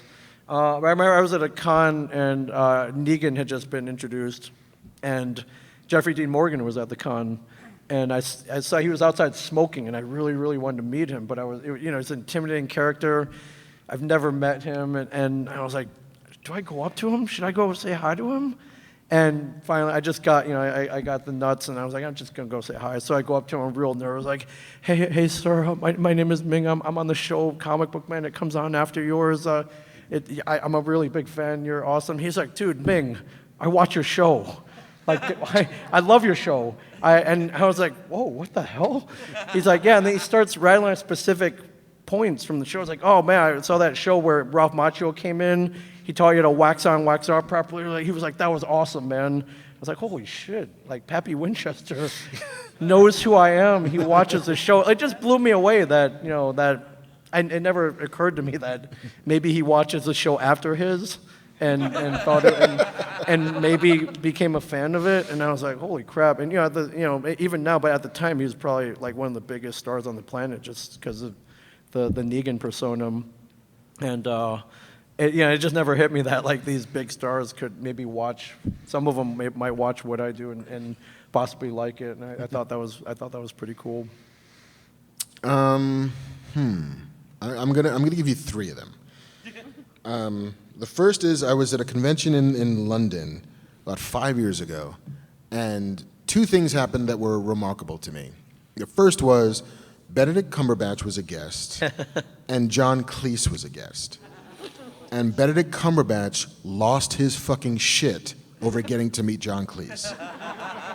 Which reminded me that everybody's a fan of somebody. And everybody gets to feel this way when they get to finally meet the person that has meant the most to them.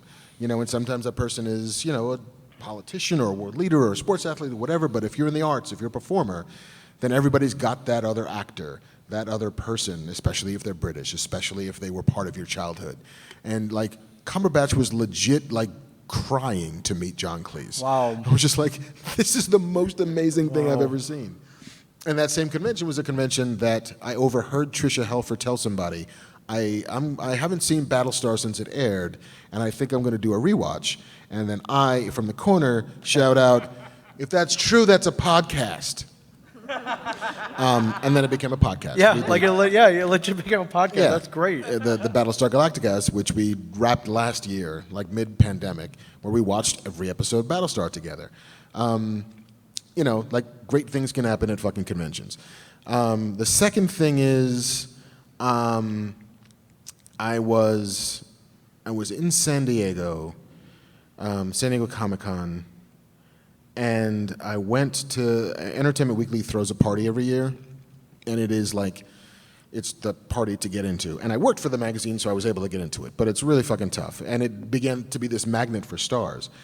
And I'm at this party, I'm like, not hammered, but like, the nail is like this deep in. Like I'm not flush with the wood yet, but I'm working on it.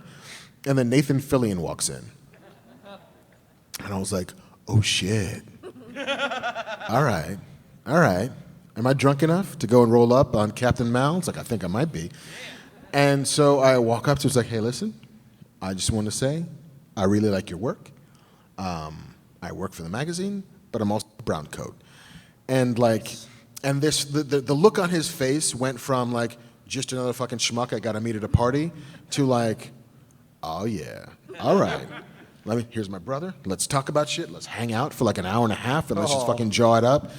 And that's kind of when I fell in love with him. He doesn't know this. Or maybe he does, because I've never been shy about it, but he was the sweetest man, because I hear you build them this way in Canada. But my favorite con memory ever, it was early in my San Diego run. I've now gone for 20 years, almost in a row, and this must have been like the third or fourth that I went to. And I was walking the floor, as I'm wont to do at a convention, and I saw this cluster, this gaggle of teenagers, just sort of like find each other in a weird way. Like some of them had been friends, a couple weren't, it was clear. But they were all very excitedly signing to each other. And it then occurred to me that like this was a bunch of deaf kids who found each other on this floor, who clearly were drawn by something to San Diego because of their love for something. And it's the thread that connects this community is that passion. And that Comic-Con, every Comic-Con is about finding your people and sharing that love with those people. And it had never occurred to me until that moment, and absolutely should have, that those people are every people, you know, and that there are, you know, disabled people and blind people and deaf people and black people and white people and Chinese people and Mexican people and Caribbean people, and everybody has a thing that they love. And this is a place you can find that. And it just, and I now look for that every convention I go to, just that moment of connection of people finding each other joined by the thing that they love. And so that was a very deep lesson for me of what the power of places like this and the value of places like this, because the world can be divisive in so many ways, and the only thing that actually cleaves us together is the things that we love. And to see a place that is founded and built on that love, it just makes me feel better. So that's my favorite moment. That's cool, man. That's what cons are all about, man. Yeah. That's what cons are all about. Nostrovia. I thought of one more real quick, if I may. I went to a convention over New Year's Eve a couple years ago, and the headlining event at this con was they invited Stan Lee out. His birthday was over that New Year's Eve holiday. I think his birthday's on December 30th. And they're like, hey, we're going to do a Stan Lee birthday roast. I'm like, oh, cool, this is awesome. So the night of the roast, about 2 hours before, I'm leaving, and they're like, hey, Ming, you coming into the roast? I'm like, hell yeah, dude. When are we ever going to see this? And they're like, no, we want you on the roasting panel. I'm like, what? I'm like, you couldn't have told me this a week ago so I could prepare, you know, because it's tough. I don't know if you ever roasted anyone. I never have. It's you know, you not only have to roast the man of honor or the woman of honor, you have to roast all the other people on the panel. And it was a pretty heavy-hitting panel. It was Michael Rooker, Sean Gunn, Ming-Na Wen, the Maurice Lamar, the two voices of Pinky and the Brain, a couple other people. And I'm like, I'll do it, but I don't know how good I'm gonna be. You give me 2 hours to prepare. So I went to dinner. I'm furiously trying to write jokes. And how do you roast Stan Lee? Like, arguably the nicest man on the planet, but. And then they made me go first. So I just set the table. I'm like, crap. So, but I came up with a couple of good roasts for Stan Lee. One, I was doing a panel and he came up, he kind of crashed the panel, and I was on there, I was just a moderator, but he comes up to me and he's like, what you've done for comics is amazing. You know, everything, your art, you know, you've changed the world. And you're amazing. And he left, and I'm like, wait a minute. Did he think I was Jim Lee? He thought I was Jim Lee. And I'm like, listen, okay. So during the roast, I called him out on that. I basically called him a racist. Well, all of us Asians do look alike. Sure, so, yeah. sure. And I'm like, dude, if you want to mistake me for Jim Lee, by all means, go ahead. Just, you know, I need his paycheck too. The dude used to have 2 Lamborghinis, so yeah. The first time I met Stan was at a party at Comic-Con. Yeah. And Jim Lee introduced us. He was like, "Hey, do you want to meet Stan?" Yeah. It's like, "Fuck yeah, I want to meet Stan Yeah, Lee. man. Let's go do this shit." Yeah. And so Jim walks me over and he's like, "Hey, it's Stan." And Stan said it was like it's the end of the night. He was tired. So he stands up, he fucking, gets his salesman on. He's like, "Hi, I see you've met Jim. No relation." It's like, oh, you beautiful old man. Yeah, it's an ultimate ball buster. But I think my favorite thing was Ming-Na Wen. I had you make fun of everybody else, and we got to Ming-Na Wen. I was like, Ming-Na, you're amazing. It's like, listen, I'm just gonna lay it all out there. I've had a crush on you since Joy Luck Club, and you've been in all these other movies, and I'm just gonna say it. I would love to get down with you. You're beautiful. I love you. But it'd be really weird screaming out my own name in the bedroom, so I'm not going to do it. And Nice. Yeah. So I basically told her I want to have sex with her in front of like 3,000 people. That's quite all right. Yeah, and she still says hi to me when I say hi back when I see her. So I guess she thought it was funny. So hopefully. So I did the same thing to Mary McDonald once. You told her you were going to get down with at her? At another party, I was a little bit nude, booze. And I was like, listen, if I need to check with my wife, but if it's okay with her, you could totally come live with us. And she was like, that's adorable. See you later. She just sort of like backed away. It was like, no, but it's cool though. It's cool. It's cool. We just respect you deeply. Hey, you miss 100% of the shots you don't take. Michael Scott, Wayne Gretzky. Amen. Thank you. Great question. Thank you. Yes, your question. Hello. So we're at a convention, so I think this is appropriate. What toy or collectible from your childhood would you love to have again? And maybe what toy or collectible that you see at a convention nowadays would you love to have? Ooh, man. That could be like an Iron Man suit, or Han Solo and Carbonite, replica of the Enterprise, I don't know. So I got the one that I wanted for 30 years. If you watch Comic Book Men, I'm a huge G.I. Joe fan. I moved to this new neighborhood when I was 9, and all the kids were into He-Man, oddly enough. And I could not relate to He-Man because there was a big muscular white dude with a bowl haircut wearing fuzzy underwear. I'm like, I'm never gonna be this guy. He's got a green tiger. Like, I was like, I'm never gonna be this guy. The tiger was the line. He's like, listen, Yeah. all of this is achievable without a fucking tiger. Yeah, because I remember going into their house. I'm like, what the hell is this? Like, this is He-Man, Man-at-Arms, Ram-Man. I was like, I can't relate to these guys. But then I discovered G.I. Joe. I was like, at least they got a quick kick. And I think, yeah, Snake Eyes is Asian. I think Storm Shadow, they got some Asian dudes. So, and these guys are fighting enemy that wants to take over the world at the Cold War. They're basically, Russians. I could relate to this. So I got huge into G.I. Joe vehicles. I actually ended up turning the whole neighborhood. They all threw their He-Mans in the storage bin, and we all went G.I. Joe. And I was like an influencer in 1983 before Instagram or whatever. But a year, 1983, 84, I remember opening up the little catalog you got when you bought a vehicle, and it would show you what was coming out the next year. And in that catalog was a 7-foot plastic aircraft carrier built to scale for the figures called the USS Flag. I was like, holy shit, what is this? It's the aircraft carrier, and when you're a kid, you want the biggest thing that exists out there. And at the time, even now, I think it's one of the biggest toys ever made. Also one of the most expensive, if you account for inflation and stuff. It was one of the first toys to go over $100. And I wanted this thing bad. And I begged my mom and dad daily. But they were like, in a world where the G.I. Joe figure was maybe $3, a $100 aircraft carrier was a jump. And it was, this thing was truly a rich kid's toy for 2 reasons. One, it was very expensive. 2, you needed a freaking mansion with another room to just house the toy in. So, my mom basically told me, you're never going to own this thing. She basically flat out told me that. I tried the trick, was like, you don't have to buy me a Christmas or birthday present for the next 25 years. It didn't work, so I never got that. And to add insult to injury, the kid who lived behind me, who I hated because he was a jerk, his parents had just gotten divorced. Oh. So for that Christmas, he totally got it. He got 2 of them. Just Yeah, I know, to spite you. yeah. His parents were trying to buy his love, so his dad bought it for him. And I remember he called me. He was like, "I got it." And I was like, "Oh God, that asshole got my dream toy." So I came over. He let me put the stickers on it and shit. But I'm the whole time I was like, "You freaking!" I was just muttering under my breath.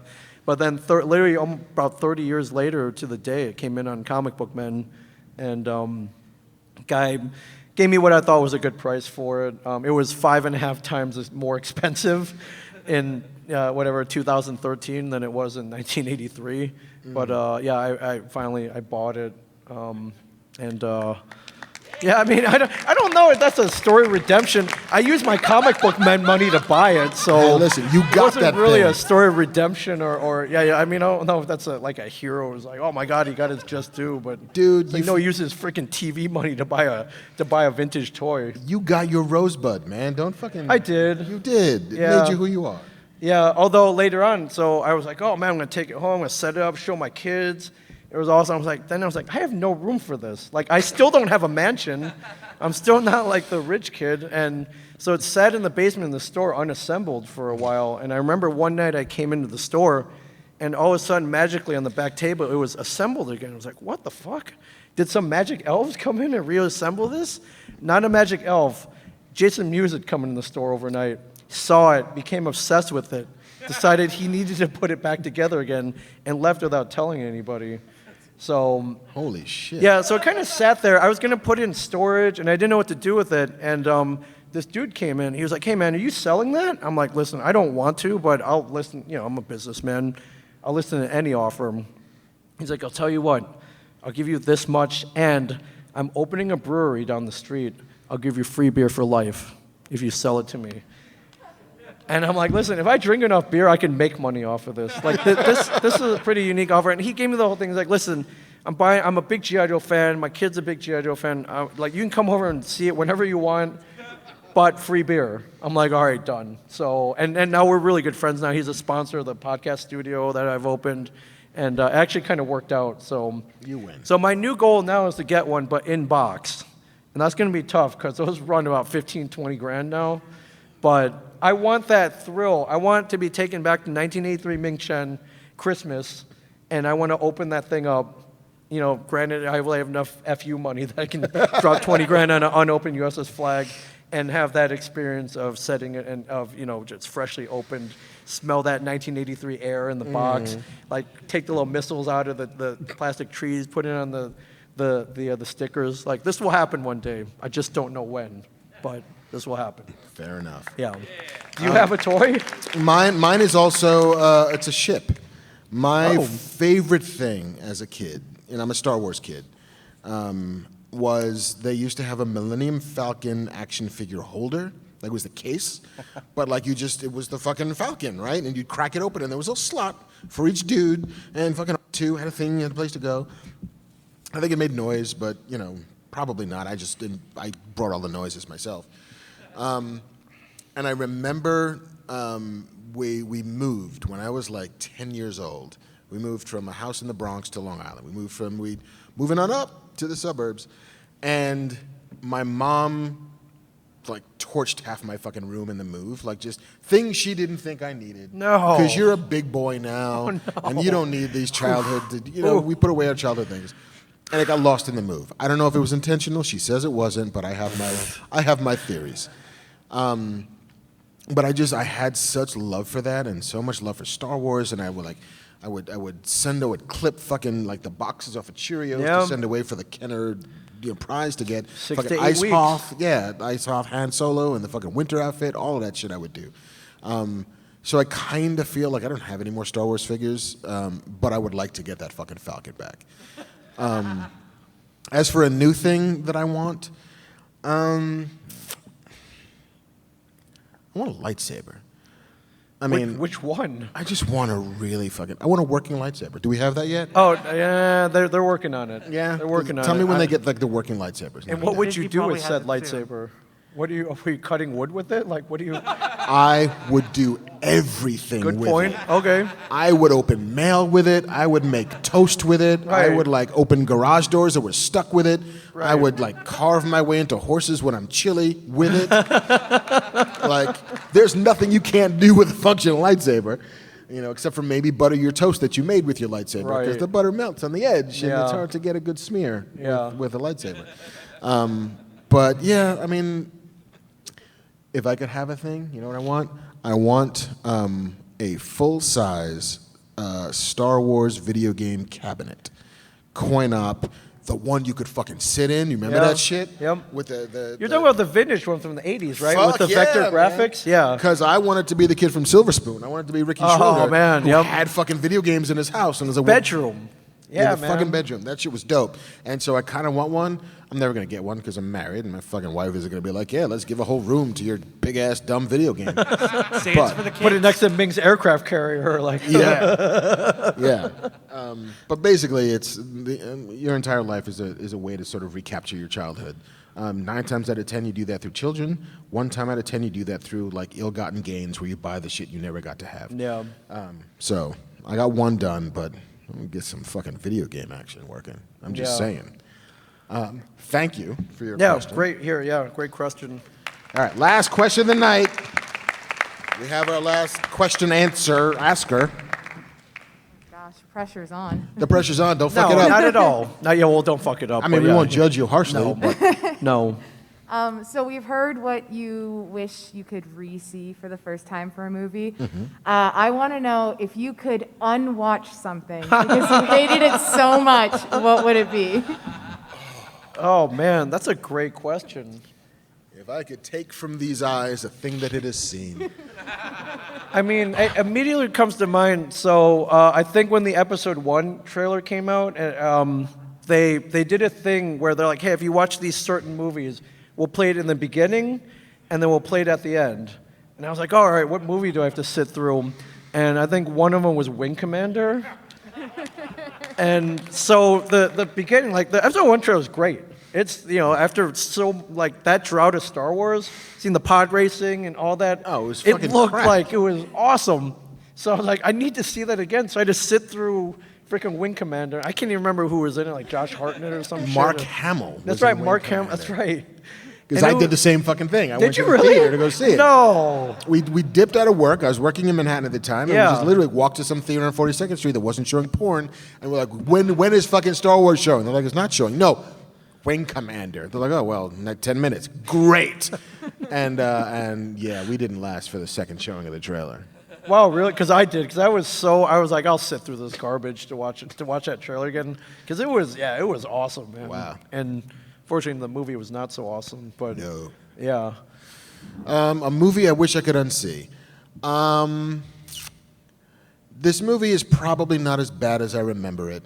It's just awful in the context, which is Indiana Jones and the Kingdom of the Crystal Skull. No, you're right. Which is, it's not like the worst movie ever made. It's just, leave me these first 3. Like, let me live in a world in which I didn't have to see that one, and this was just my cycle. Again, like I've seen worse movies, but I've I would also like to not have those second 2 Matrix movies, because what the fuck was that Yeah. all about? Yeah. You made one perfect movie and then those things, sure. But, it's not, there's something to take away from every movie that I see. Sometimes it's educational, sometimes it's just emotional, sometimes it's whatever. But, don't fuck with glory. Jesus. I'm trying it hard. I'm finding it hard to find a steeper cliff that a series has fallen off of than Crystal Skull. So yeah, just for my own happiness. There was some Peter Greenway movie I think I saw, like The Cook, the Thief, His Wife, and Her Lover. That I'm Yeah. like, I don't need to see this. What the fuck is that? That was garbage. Don't want it. Don't need it. But no, fucking Crystal Skull, man. Yeah. Again, did no one be like, I don't know about this. I read this. I don't know. Steven, you guys. right here with the monkeys and the vines. I don't know about this. Maybe. Yeah, maybe- bro, what's with the fridge, dude? Come on. Yeah, you just sparked a memory. The third Matrix, Revolutions. I don't know if you remember this. They decided to release it at the same time worldwide. So it'd be, noon in the UK, which was, and in the East Coast where I was, it was coming out at 9 a.m. And God bless my wife. This is why I married her. I dragged her to the movie theater at 9 a.m. to watch Matrix Revolutions Whoa. at 9 a.m. Dude. on the day it came out. Because I thought, I was like, the other one sucked. Oh, this one will be awesome. And it was even worse. And yeah, That's love. it is. It's Or what- it's a legally binding contract. right. I mean, yeah, if she was like, listen, it's over after that, I would have totally understood. It's I'm like, wow, I "Listen." get it. This was abusive. Yeah. Yeah. I mean, the other one that comes to mind, we talked about Wonder Woman 84. I remember watching it, and I was like, oh my God. I remember pausing it because I watched it on whatever HBO Max. It's like, how much time is left in this movie? It's an hour and 20 minutes. We're still left. I'm like, you got to be kidding me. An hour and 20 minutes? Wow. Please just end my misery. But I made it to the end. and I'm That's like, harsh. It was, yeah. Yeah, it's, usually movies are, pretty well paced, and yeah, an hour and 20 minutes were still left. I was like, oh my God. Wow. Yeah. Yeah, now I'm going to stick with Crystal Skull. That's a good one. That's a good one. Excellent question. What's yours? What do you wish you? Yeah, do you have one? I guess it's The American with George Clooney. I think was the worst film I've ever seen in my life. Wow. Yeah, well, yeah. It does not do a lot of things. Yeah. And my tastes, I've been told, are pretty lax. I can watch trash and enjoy it, but that one. Yeah, that's rough. That's rough. You know, like the one movie that I remember seeing that I was like, listen, I love Sean Connery. I will watch anything Sean Connery's in. And then I watched Zardoz. And I was like, what the fuck is going on here? Like, none of it made sense. And like, I was probably like 23 or 24 years old. And like, I thought I knew some shit about shit. And then I was like, who paid for this? Like, what's he wearing? What's the giant head floating doing? And like, I don't know if it's good or not. I just know that I've then stopped the rule of I'll watch anything that actor does because I love him, because sometimes you end up with Zardoz. Yes. Yeah. Yeah. I mean, fuck. I don't blame you. I mean, you had to. You had to see what it was. You know, maybe it gets better. Maybe it I gotta doesn't. watch to the end. Maybe it's gonna make some sense. Yeah. Nope. Just gonna be this. Oh, I just thought of another one. Highlander 2: The Quickening. Oh, come on. Yeah, Highlander, awesome, like one of my top 5 movies. Almost a perfect movie. Like, you know, just immortals. My name is Juan Sanchez Villalobos Ramirez and III. I remember, and I had to get to the theater. So, like, Dad, will you take us? He's like, I'll come in and watch it with you. Don't do that. and I'm like, what Planet Zeiss? Like, what the hell is going on here? Like nothing. There's nothing good about that movie, and it ruined. It pretty much ruins the first movie. You know, if you give it any credence, or if you even acknowledge its existence. And I remember my dad being so disappointed in me that I dragged him there and made him watch that. And I'm writing you out of the will, Ming. I don't know what you just did here. I had such high hopes for that movie, though. I'm like, okay, they've built this great universe. Like, you know, where are they going to take it next? Like, how awesome is this going to be? No, and like, there's so much wrong with that movie. So much wrong. It was one of the most disappointing days of my life, I think, watching that movie Holy in the shit, theater. dude. And then I remember that they came with a Renegade cut. I'm like, oh man, maybe this is better. And it's not. It's not. It's not. No. Well, I mean, the Snyder Cut had to come from somewhere. Yeah. But this, it's not. But geez, you just brought up. I had forgotten about that movie until you just brought it up. So thanks. My pleasure. My pleasure. Thanks. It wasn't you, it was her. Yeah. Well, you fucked it up for everybody. Yeah. Thanks a lot. Listen, boys and girls, we got to get out of here because I think they got to replace the ice or something. Yeah. I don't know. There's a hard out. But have you had a good time tonight? We certainly have had a fantastic time. Not to speak for you, Ming. Oh no, please speak for me because speak for me. I mean, it's such a great time up here. Just real quick. So I grew up in a part of Michigan where we got CBC broadcasts. Mm-hmm. So I watched those more than I did American TV. So I grew up on Kids in the Hall. I love, I'm crushing everybody's head in my crush. People don't like it because I have a cabbage for a head. Like, what the hell's up with that? The chicken lady, all that. 50 Helens agree. Yeah, but I think one thing that changed my life and kind of why I became friends with Kevin was because I watched Degrassi Junior High, and then later Degrassi High. I wanted to be Joey Jeremiah. I'm still in love with Caitlin. Like, even though Stacy Mistison, so in love with her, and now we're kind of friends through the con world. But yeah, literally, if you cut me open, there's Tim Hortons and maple syrup that bleeds onto me.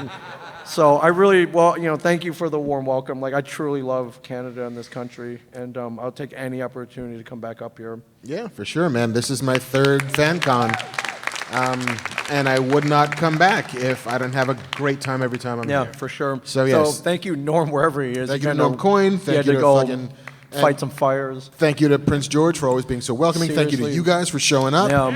Spending thank some of you your guys Saturday so night with much. us. Thank you to Ming Chen Thank for you, rolling Marc hard. Bernardin. And that's another episode of Blackman Beyond. Tune in Tuesday. Tuesday, even though none of you can make it to the cantina, Kevin and I are returning to the cantina after his months-long sabbatical, making Clerks 3. Tuesday night we'll be rocking it live at 8 p.m. So same black time, same black channel.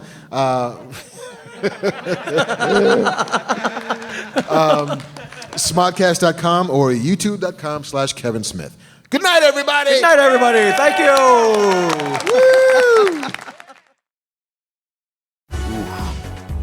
This is from Cat. Greetings, everybody. and welcome to the AKA Ask Kev Anything. Every saga has a 10-year anniversary, ladies and gentlemen, and this is what happens when Jay and Silent Bob get old. I'm Kevin Smith. Cheers, if you